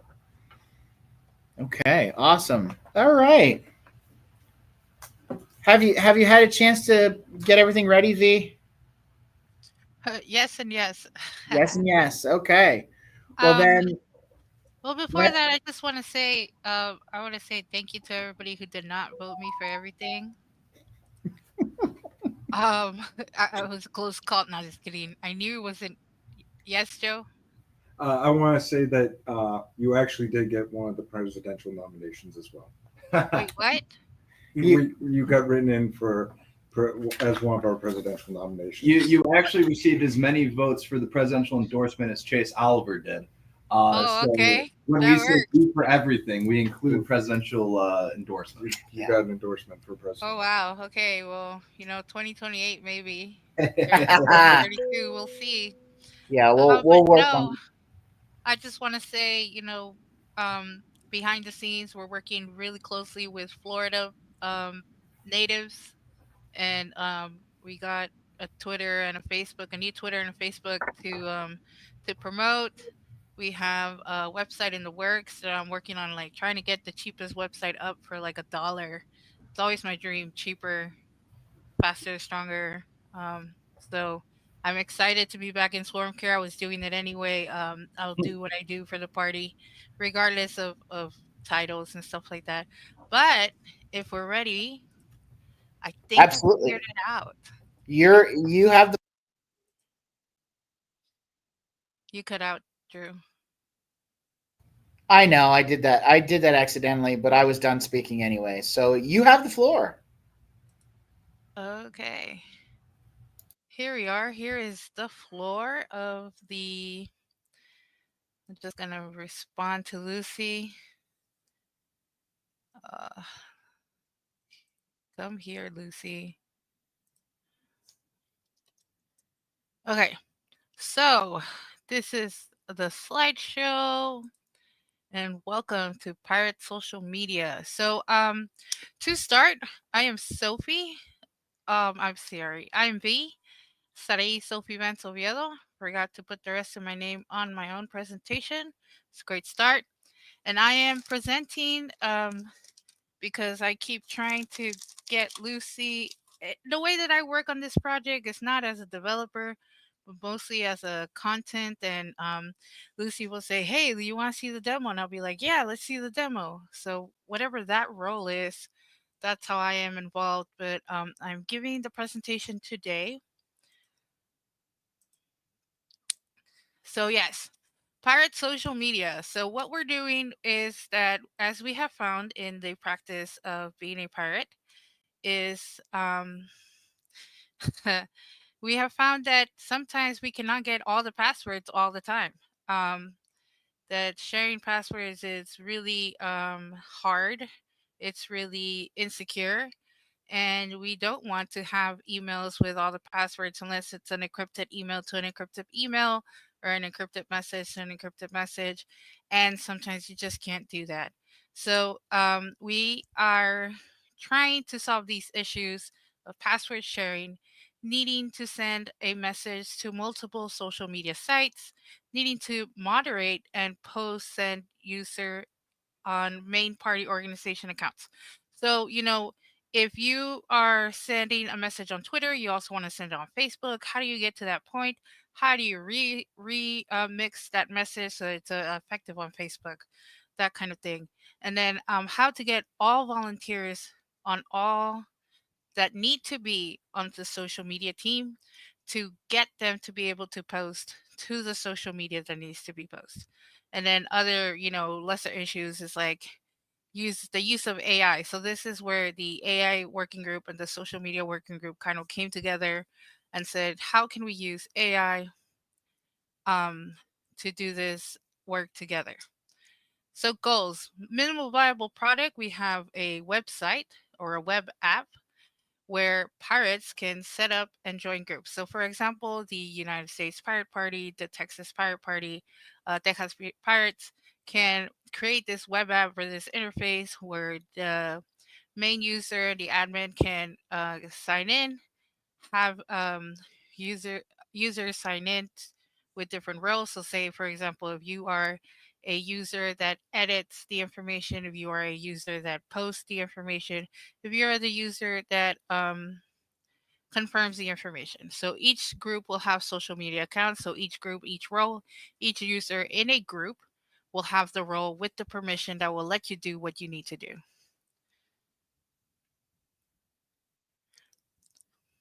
Okay.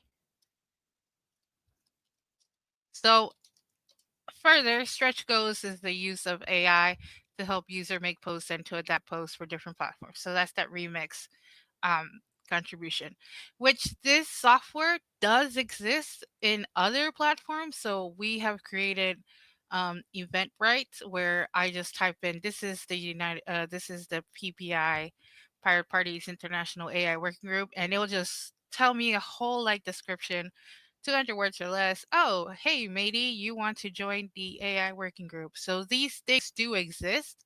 They're just behind paywalls, and we want to make this open and accessible for pirates. Okay, next. So the technology we're using, and this is for all my software folk. I know in an earlier presentation when Dustin was presenting, I wrote in the YouTube chat, hey, if you're a programmer, well, this is another, hey, if you're a programmer. The tech stack that we're using React and Bootstrap. React for the front end, Bootstrap for the back end, Node.js, and SQLite, as well as Express. If any of these words sound really cool to you, shoot us a message. We're using Passport and Bcrypt, as well as a lot of social media API.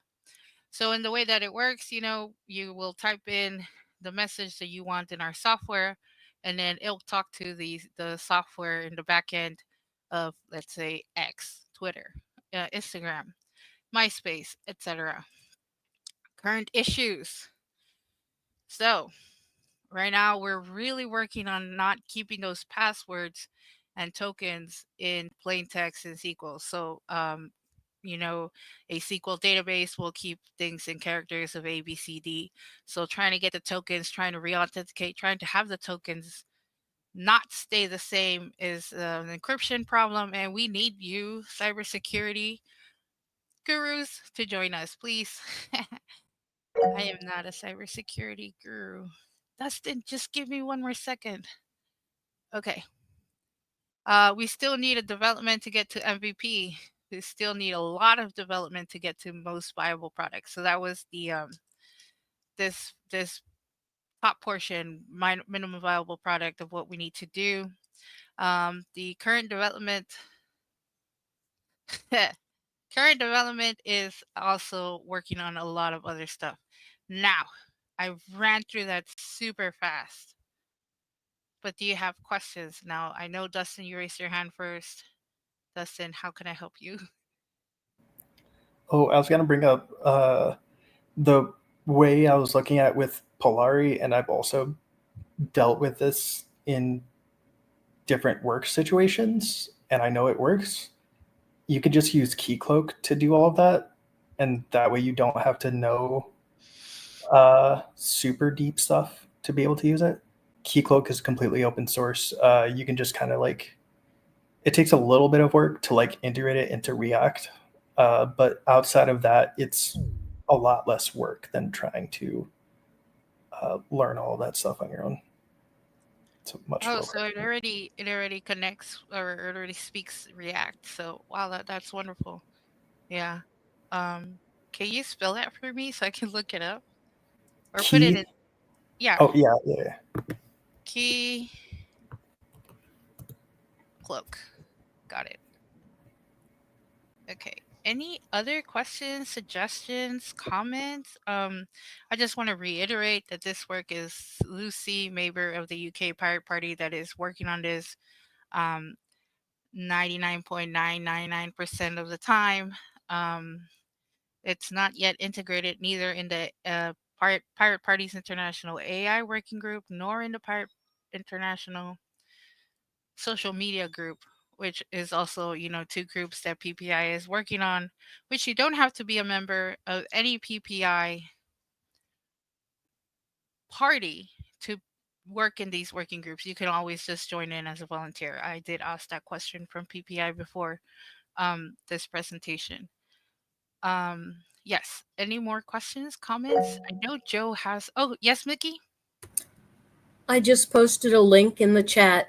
Oh, well, now I did. To Visions Unite, which is a project, a pet project of Agaric, and we're developing a platform for voting where the noise, too many suggestions and stuff do not get in the way. We're using sortition, and just if no one knows what sortition is, it's like if you have 1,000 people, you ping 30 of them to ask, should this question or answer go to a wider group of people, so that everything isn't just getting spammed at everyone.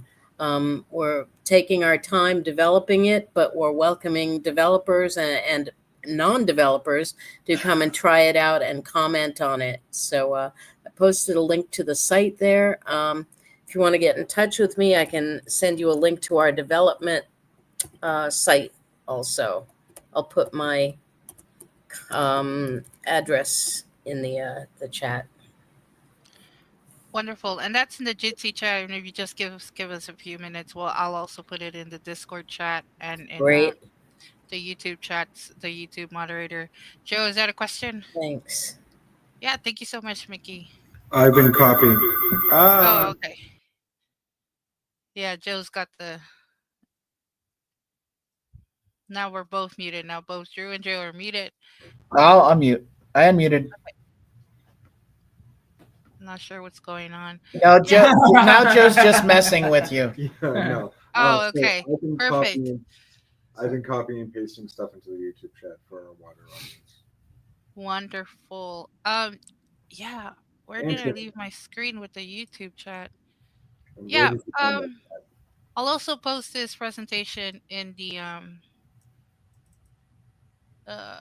Discord here. But thank you so much for your time. Thank you so much for listening. I really in yeah, Frank posted in the YouTube that Texas Pirates had a recent credential issue, and it wasn't that hard to fix. We just had to remember that it was with the right. We just had to remember the right username and the right email that we used to create the username. Which doesn't sound like a lot, but when you're working with 3 people, 4 people in a pirate party, you're like, oh, was it your email? No, it was this email. That was a great Well, morning. something else that a lot of us, it being technical and computer people, like I have 5 different email accounts that I use. That's not including the pirate email. So trying to remember which one I used for which thing is sometimes daunting even for myself alone. So yeah. Going back into the elections real quick, I just want to remind everybody who's elected not only congratulations, but please do not forget that have no fear if you need help to deputize anyone in order to get the support you need. And that goes from the top on down, whether you're a presidential candidate or if you're somebody in the lowest office, you can always ask for help. And everyone else around you, if anybody in any office needs help, obviously I will be there. And so please don't hesitate. All right. Awesome. Okay. Any questions for any of our presenters that we've had today? Any questions about maybe clarifications on what you're expected to do if you're a newly elected officer? We do have some time here that can kind of be a free form discussion if we need to. So, yeah. Ben, go ahead. Since Vermin did win the endorsement poll, is it worth spending this time talking about how we would like to explore that partnership, or do you still want to push that business to next week? I think, I mean, I would like to get them in touch and start the process this week, just to see what, kind of what we can offer and what we can do. I would like to make sure that we start sharing some of the Vermin stuff in social media and make sure that social media gets hooked up. I think Dustin's project has some really cool possibilities for and this could be a good test run for it, with a presidential. I think it has some possibilities to really be a very interesting data that could come out of it. I think that project is very good for that. V, I mean, if what I'm talking about is getting everybody's social media synced up to a bit and making it easier. So your project also is kind of very interesting, and I see a lot of potential there. So that's awesome. And yeah, no, I don't know that we need to rush into that, but V, go ahead. Can we just do a clarification of all the links that not a clarification, but like a rehash of all the links, Mickey, that you posted,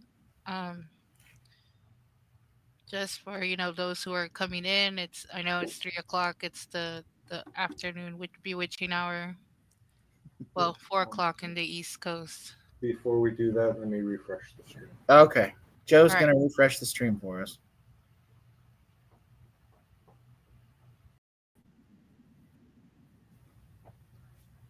We're back. Thank you. No, now we're back. Oh, I flub all the comebacks, but How you can tell if you go over? I can tell. Yes, see where go to stream health. Okay. And right there where it Stream says is status. healthy. Status. They'll tell you if it's on or not. Excellent. Right now it's excellent, meaning that it is good. It is good. The stream is good. The stream is good. Okay. The stream is good. All right. Well, honestly, that is our prescribed program. And so, like I said, we have some time yet. If anybody has anything they would like to talk about, any issues or anything in the news that seems worthwhile talking about, this is open discussion as far as I'm concerned. Joe is raising his hand again. I want to say that we should still be focused on what we have been doing, which is growing our individual parties. We should continue to try and get in new states up and running. We should continue to try and grow the states that we still have. And we should be focused ultimately on what we're designed to do, which is to run candidates, solidify our platforms. The rule of three pirates still stands. If we got three pirates together, we can make decisions, you know, and continue just moving forward in the right direction. Even if it's just the smallest of steps that we're taking in the right direction, the next right step, just keep taking it. Eventually, we'll get there. I got something too as well. I I would like you that. to go first. I didn't know that you. No, I literally raised it as you were saying I would like to say Oh. something. So please, I would like you to go first. Okay, all right. Well, so I like what Joe says. I like what everyone's saying, but also I do want to take this time to let everyone know that that is either wanting to switch their hosting providers or learn a new way to host. I do know bills are expensive when it comes to hosting sometimes, and I also do know that sometimes what stops a pirate from going and doing something on the internet that starting that footprint, that digital footprint, that website, the hosting, understanding how to use Linux, because that's going to be your cheapest route versus renting a Windows server at Do Not Rate. That's very expensive. It might be easy to you, but it hurts the wallet. Do go to the West Virginia website. Shameless plug, but there is a project that basically Dustin is also working on it. Just no one has also approached us yet about it. But I call it Gang Plank, and where that comes from is either you walk the plank or the plank connects to another ship. Friendly ships would often connect to each other with these planks to walk back and forth if they were friendly or maybe not so friendly. But either way, otherwise, my plank that I'm extending to other pirates is friendly. And if you go to wvpirates.org, get involved, and click Gangplank, it'll take you to a page that you can sign up. And I will sit down with you over a Jitsi session and show you how to host and start your website, your pirate website. I'll help you understand how to design it, almost with little to no code. I'll show you what hosting providers to choose that are the cheapest. Like for example, WV Pirates bill is no more than $8 per month for the website that you're looking at, and that is literally all I pay is $8 a month. And if I can help somebody get something like that started for that cheap, I think it would be a benefit. So if you're trying to start a pirate website, please do approach me or Dustin. I don't know if he would have time, but you can definitely approach me and we will help you. All right, awesome. Thank you, Ty. Mickey, go ahead. Oh, sorry. I raised my hand by accident. Oh, that's okay. That's all right. Bad click. That's Thanks. all right. So yeah, just to reiterate that, Ty, and with it looks like with help from Dustin is working on being able to point parties so that fledgling parties so that we can help support them at the state level, help get them up and rolling a little bit faster, easier, and cheaper. Right? That's that's the gist of it. So that's WV for West Virginia Pirates. Yep, wvpirates.org. .org. And check that out, and just just message Ty directly, and he'll get you there. Yep. That's something we could do too. Is you could, if you were interested in putting together when you said about doing a Jitsi, if you wanted to maybe run a little mini class. Sometime we could schedule that and just do it. We could just put that on the. Yeah, and that's really what it is. And because it hasn't been done yet, I haven't fully proposed a tutorial because I've learned with stuff like this to just do the first run and then base the tutorial off the first run. Right. Yeah. That's. Well, I know there was talk of Florida getting off the ground, and they need a website. So maybe that with them with Wanda maybe getting in touch and seeing how we can help them out. V, go ahead. Yes, I just wanted to in the YouTube chat there was a question. Can you explain Dustin's project a bit? And I'm not sure we fully explained it. Dustin's project from his project, yeah, like the one that's for the websites. Oh, I know what he's talking about. Oh, the websites. Sorry. Oh, the websites for Dustin's part. So my part is teaching them how to just set it up and the design and all that. Dustin's part is actually a little bit more, excuse my French, badass. He was going to compress this entire process into a Docker image, where you would just download the Docker image, put it on your VPS, hit Pirate Go, and it deploys everything. All you do is just type in, you just fill in the blinks, and it would deploy it for you, and then go from there. Yeah, that's actually something I actually got that working at one point, but the thing is I don't really know PHP. So like we'll work together on that. That's That's fine. So all of the virtual networking and all that stuff I pretty much figured out, but the other portion of it, of like pretty much what it sounded like the portion you did, the don't PHP and the networking, Apache for engineers. Yeah, we can definitely work. That's very easy to get rolling. Yeah. Yeah. So I apologize. I know Mitch has been waiting patiently, but oh yeah, sorry. I must depart and Oh. go get randomly searched because I'm not a suspicious character at all going to an airport. You get your Alright. you get your government My government sanctioned groping. I demand flowers and dinner first. Yeah. Nice seeing you. Well, thank you for making it. We appreciate you made it out here. What happened? Because yeah, that's right. I was like, oh, I've got the stream here. I'm kind of keeping an eye on it on my laptop now, so hopefully it doesn't die here in a second when Joe gets out. I don't think it will. No, it shouldn't. It should be fine. But you don't need me. Oh, we need you. You can go though. You're allowed to go. You are dismissed. I'll be in touch with you all. Yeah, awesome. No, we look forward to it. Be safe. Call if you need anything. So one thing I would like to do officially before we just devolve into wrapping this thing up is What about Mitch? wait, don't leave just yet. Just give me a second. When do we want to have our next Jitsi meeting? in terms of PNC meeting. I see. Really, Yes, you're asking PNC. if it should be next week or in 2 PNC. weeks? Yes, I'm asking. Should it be in? Let's take a rest. Well, I disagree You because disagree? we need to ratify Oh, so that we don't everything. keep Vermin waiting. Oh yes, That- yes, I yes, that's I suppose that forgot is the- about. Yeah. okay. Yeah. So next Sunday. Yeah. And then after, so next Sunday back on Jitsi, and then after that back to the IRC Jitsi battle. What is it? If we. The other every other weekend. Yeah. Okay. Michael. I just have a question. I was looking at the image There we sent go. in the Discord for the Steal This conference it for now.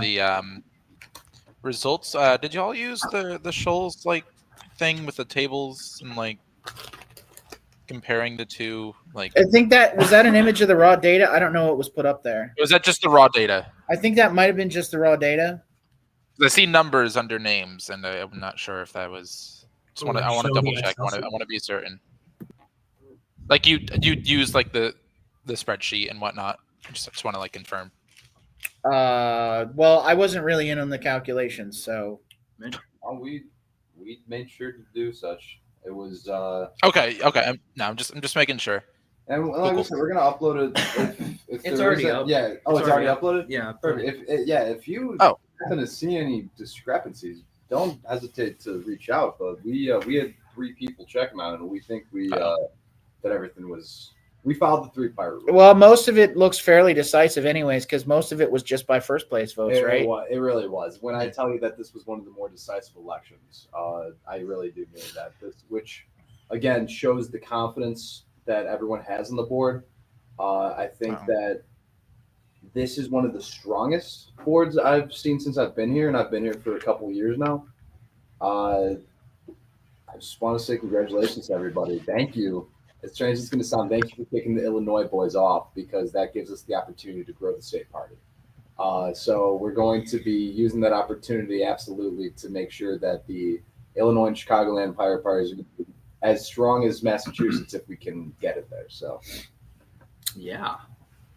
And we also expect to see you on as the Chicagoland representative, anyways. So. Oh, absolutely. Yeah. So we're not kicking you off the board. No, You're still on the board. I'm still a strong member of the PNC, but Still I'm on glad the board. yes, I'm glad that my role in the PNC can be to show how well I've grown my state.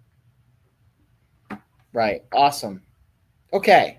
So next Sunday, 9 p.m. Eastern, we will get back on Jitsi and do our regular meeting, which mostly will probably be about what's going on with our presidential endorsement. Mm-hmm. And in the meantime, I will try to be. I know I have some contacts with the Vermin campaign and anybody else that does. We can make sure we get them hooked up. You guys, everybody hooked up. Mostly want to try and get coordination with social media. I want to try and get social media, some kind of connection between us and them, social media wise, so we can get good stuff out there. So. Issues, questions, comments, concerns. We're open. We're back to open discussion again, as far as I'm concerned. Anything else? We do have some time, although if you guys don't have anything, I can wait for the motion. From the YouTube, Desiree wants to know what we're gonna name the ponies. The ponies? We don't have ponies. We have seahorses. Well, yeah, but see, in my estimation, every pony and every horse is named Roach. So, they're all named Roach. But if you get that reference, you can tell me in the chat. But also, I feel the name Seabiscuit is an obvious one. That kind of is. Yes. Yeah. Well, what we don't want to name our pony Artax, because that horse gets swallowed up in a quagmire. We don't want no Artax. That's a bad one. But well, Captain Drew, my trusted and beloved captain, as it would turn out, I believe business has been successful this weekend. I'm very satisfied with the board. And I believe I speak on behalf of most when I bring up the motion to adjourn. Okay. Do I have any objections?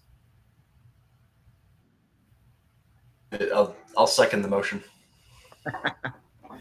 That sounds good. I'm not seeing any hands, no objections. Is there any objection in either of the chats so far? We'll give them a few seconds because they're a little behind. There's also a 15-second delay sometimes. Yeah. We'll make some room for the delay to kick in. But so if you're in one of the chats and you would like to object to us adjourning, you probably also need to give us a good reason or something to talk about, because I think we're good. We've done everything that we had planned, and we got done early. But I mean, that doesn't mean that we have to close it up. So, not seeing any objections. No objections. I see no objections, but I do see Daryl Perry said he's riding through the desert on a horse with no name. That's fair. That's legit. Okay. Yeah. Ponies don't need to have names as long as you take care of them. From the chat, what rules of order do we use? Because we use Robert's rules. Should we like? Well, I don't think it's. I'm trying to remember. I try to run by consensus, like we talked about yesterday. Consensus. I believe the bylaws says it's Robert's rules. We don't even have quorum to do for the Robert's rules for the. No. I remember didn't we do Shoals last year? That's something else. Shoals is a voting method. Robert's Rules of Order is just the conduct of everything through the conference.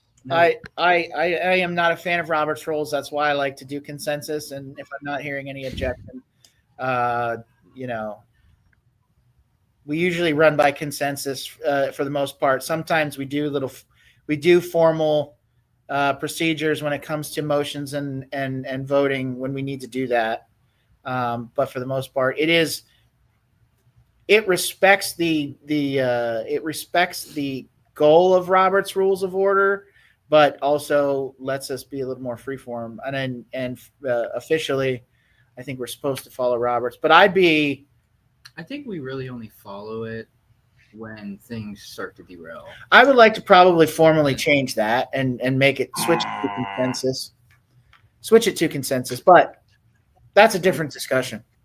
Yeah, and I would just say, and just while we're on that, like Robert's Rules of Order is more encompassing than just kind of the in-meeting decision mechanism, and so like quorum and attendance policies and how the vote of no confidence procedure goes, like all of that stuff is also contained within Roberts. So like I amending the decision mechanism is one thing, but removing Robert's Rules of Order is a much broader thing. Yeah, for moving discussion around, I observed we actually do follow Robert's rules, but for voting and stuff, we do consensus. We do. I've learned we use both sides simultaneously, and I feel that's appropriate. I don't really see any abuse or lack of progression by doing it that way. I mean, yeah, consensus is just decision making, and it doesn't have all the complexities that Roberts does for certain situations. I think for the most part, I try to run consensus. Yeah, we don't. We also don't have any rules lawyers. We don't have 50 people rules lawyers muckrakers, right? Yeah. So I only use my powers for good. 1 second. Oh no, is he getting it? Oh no, don't not that's the is that the Robert's Rules? See, I literally have it on the shelf. Like I think there's I used to do debate. Well, that gets it. Okay, so yeah. If we ever really need a parliamentarian, I guess Ben just volunteered himself. I would be more than happy to. Yeah. All right. Well, all that time has passed, and I haven't heard any objections to the adjourning. So I'm going to say thank you all, guys. Thank you to the... We stalled for as long as possible, right? Thank you. We stalled for as long, right? Sorry. We did. I think there's a bit of a delay. Sorry. Yeah, I think it's fair. I think we're fair. I think we're good. I think it's the beach. So thank you all for joining us. Thank everybody that has done a presentation. Thank everybody who has participated. Thank the Vermin Supreme campaign for also coming and joining us yesterday. And I look forward to working with you guys and helping you guys kind of share some audiences, and hopefully we all get mutual benefit from this. I said thank you to the library. I want to thank again everybody that helped me get here this year to Chicago in person. I super appreciate that. And thank you all for reelecting me. I appreciate your vote of confidence in me to continue to be your captain and continue to keep this ship moving in the right direction. So, yeah, thank you all. And thank you to, last but not least, also YouTube for not killing the stream. Yeah, YouTube, who just gave us a copyright strike, but that's okay. They gave us a copyright strike, but they didn't kill it. So that thank you. Yeah. V, would you like to thank somebody? Yeah, I would like to thank the great library and the great state of Chicago, and the great Steal This Conference organizing team, Ty and Mitch. Round of applause! Y'all pulled off an in-person. Yes, thank you guys. Like that is, you guys. We are the future. We're gonna teach people how to do this. And one last question: will Vermin Supreme be on any ballots this year? We did adjourn, but do we? I don't know the answer. I don't know the answer to that question just yet, V. We will. I'm sure that's something that we can maybe find out and share next week. Yeah, that was a question from the YouTube comment section. I don't think we'd have that information. That's something. Yeah, I don't know. Desiree. Yeah, I think Desiree would have a better idea of what's going on there, of how they're faring. I know we're going to be hard pressed to get there. A couple of us are. Well, Pennsylvania is not probably a reasonable goal at this point, because we have to get like over 5,000. We have to have 5,000 valid signatures to hit that. that's going to be very tough or expensive. And I don't think we have the money or unfortunately, we don't quite have the volunteer army that would be did hit that to make that happen. But I think there are some places that there will be on the ballot. So that was my best answer, I guess, for that. But we will be coordinating with them and with the campaign and seeing what we can do, what we can offer, and what we can help with. So, anything else? Last minute things? Anything else? Okay. Well, that concludes the PNC 24 live from Chicago. Yes. Live from the Second City. And might I say, it shall go down as 2024's most peaceful political convention That's in right. the Chicagoland area. That's right. Here, here. No riots or protests for us. I'm hedging my probably just in the country period this year. I may be so bold as to say. Yeah, let's be honest. We didn't have any protesters outside. Nope. We didn't have anyone trying to take us down. I thought this went without a hitch. Except that good. It's unfortunate that that's something to be proud of in this day and age, but yeah, give us something to be proud of nonetheless. Give us till the next one. The next presidential year might be a little different. We might be a little more on the radar by then. So that's 4 years away. I think we got some time. We can make some headway and, like I said, keep this ship in the right direction. And maybe we will garner some protesters next time. That'd be cool. So, yes, and so get out there and vote Pirate in November. Whether that's writing in a name, your name for president, writing in Vermin Supreme for president. Yeah, just get out there and vote Pirate. And if you live in the 17th Middlesex district of Massachusetts, you are lucky enough to actually get to vote Pirate. Joseph Pomerosky will be on the ballot against Vanna Howard. So please, if you have the choice between the two, make the right choice and vote Pirate. And that's just a heads-up race, right? Yeah, they are. It's just she was the incumbent, didn't have any challengers in the primary, so it's just those two on the ballot. So that's a good place to even put protest votes, and I'm hoping that we get quite a few. Absolutely. Because that's a good way to get notoriety too. If you pull. Even if Joe only pulls 10 or 15%, that's still a significant protest vote. 100%. So, no matter what happens, I think we can all be proud that Joe's on the ballot and that he's going to be setting a good example for Pirate politicians moving forward. So, yeah. So, ballot initiatives for RCV might be on the ballot in a number of places as well. So that's also looking. Oh, cool! That's awesome. Any place that you know of, make sure you update us, Dustin, on that, so that we can share that and make sure that everybody knows what to look out for. Right. I know in DC at least it's a few percentage away in a few districts to get it on, so it should be on the ballot by then. Okay. I will look for other places as well. Yeah, definitely. If that's something you're watching, keep us updated on that. I'd love to hear when those achieve their goals. So, all right, everybody. I think we're good. I think so. Thank you all once again for participating, and we'll see you next week on Sunday. Oh, one more thing. If you like this and you think, wow, I would like to attend it in person, we'll see you next year. Right. And oh shit, what was it? Never mind. Just we're good. And then let's start thinking about next year and in person next year, and see what we can come up with. Also, start brainstorming on that. So,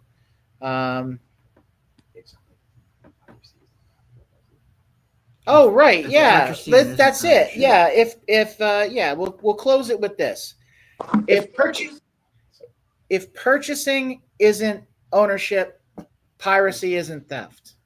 That's right. There we go. We'll close it with that. There we go. Thank you, guys. I'm going to stop the stream.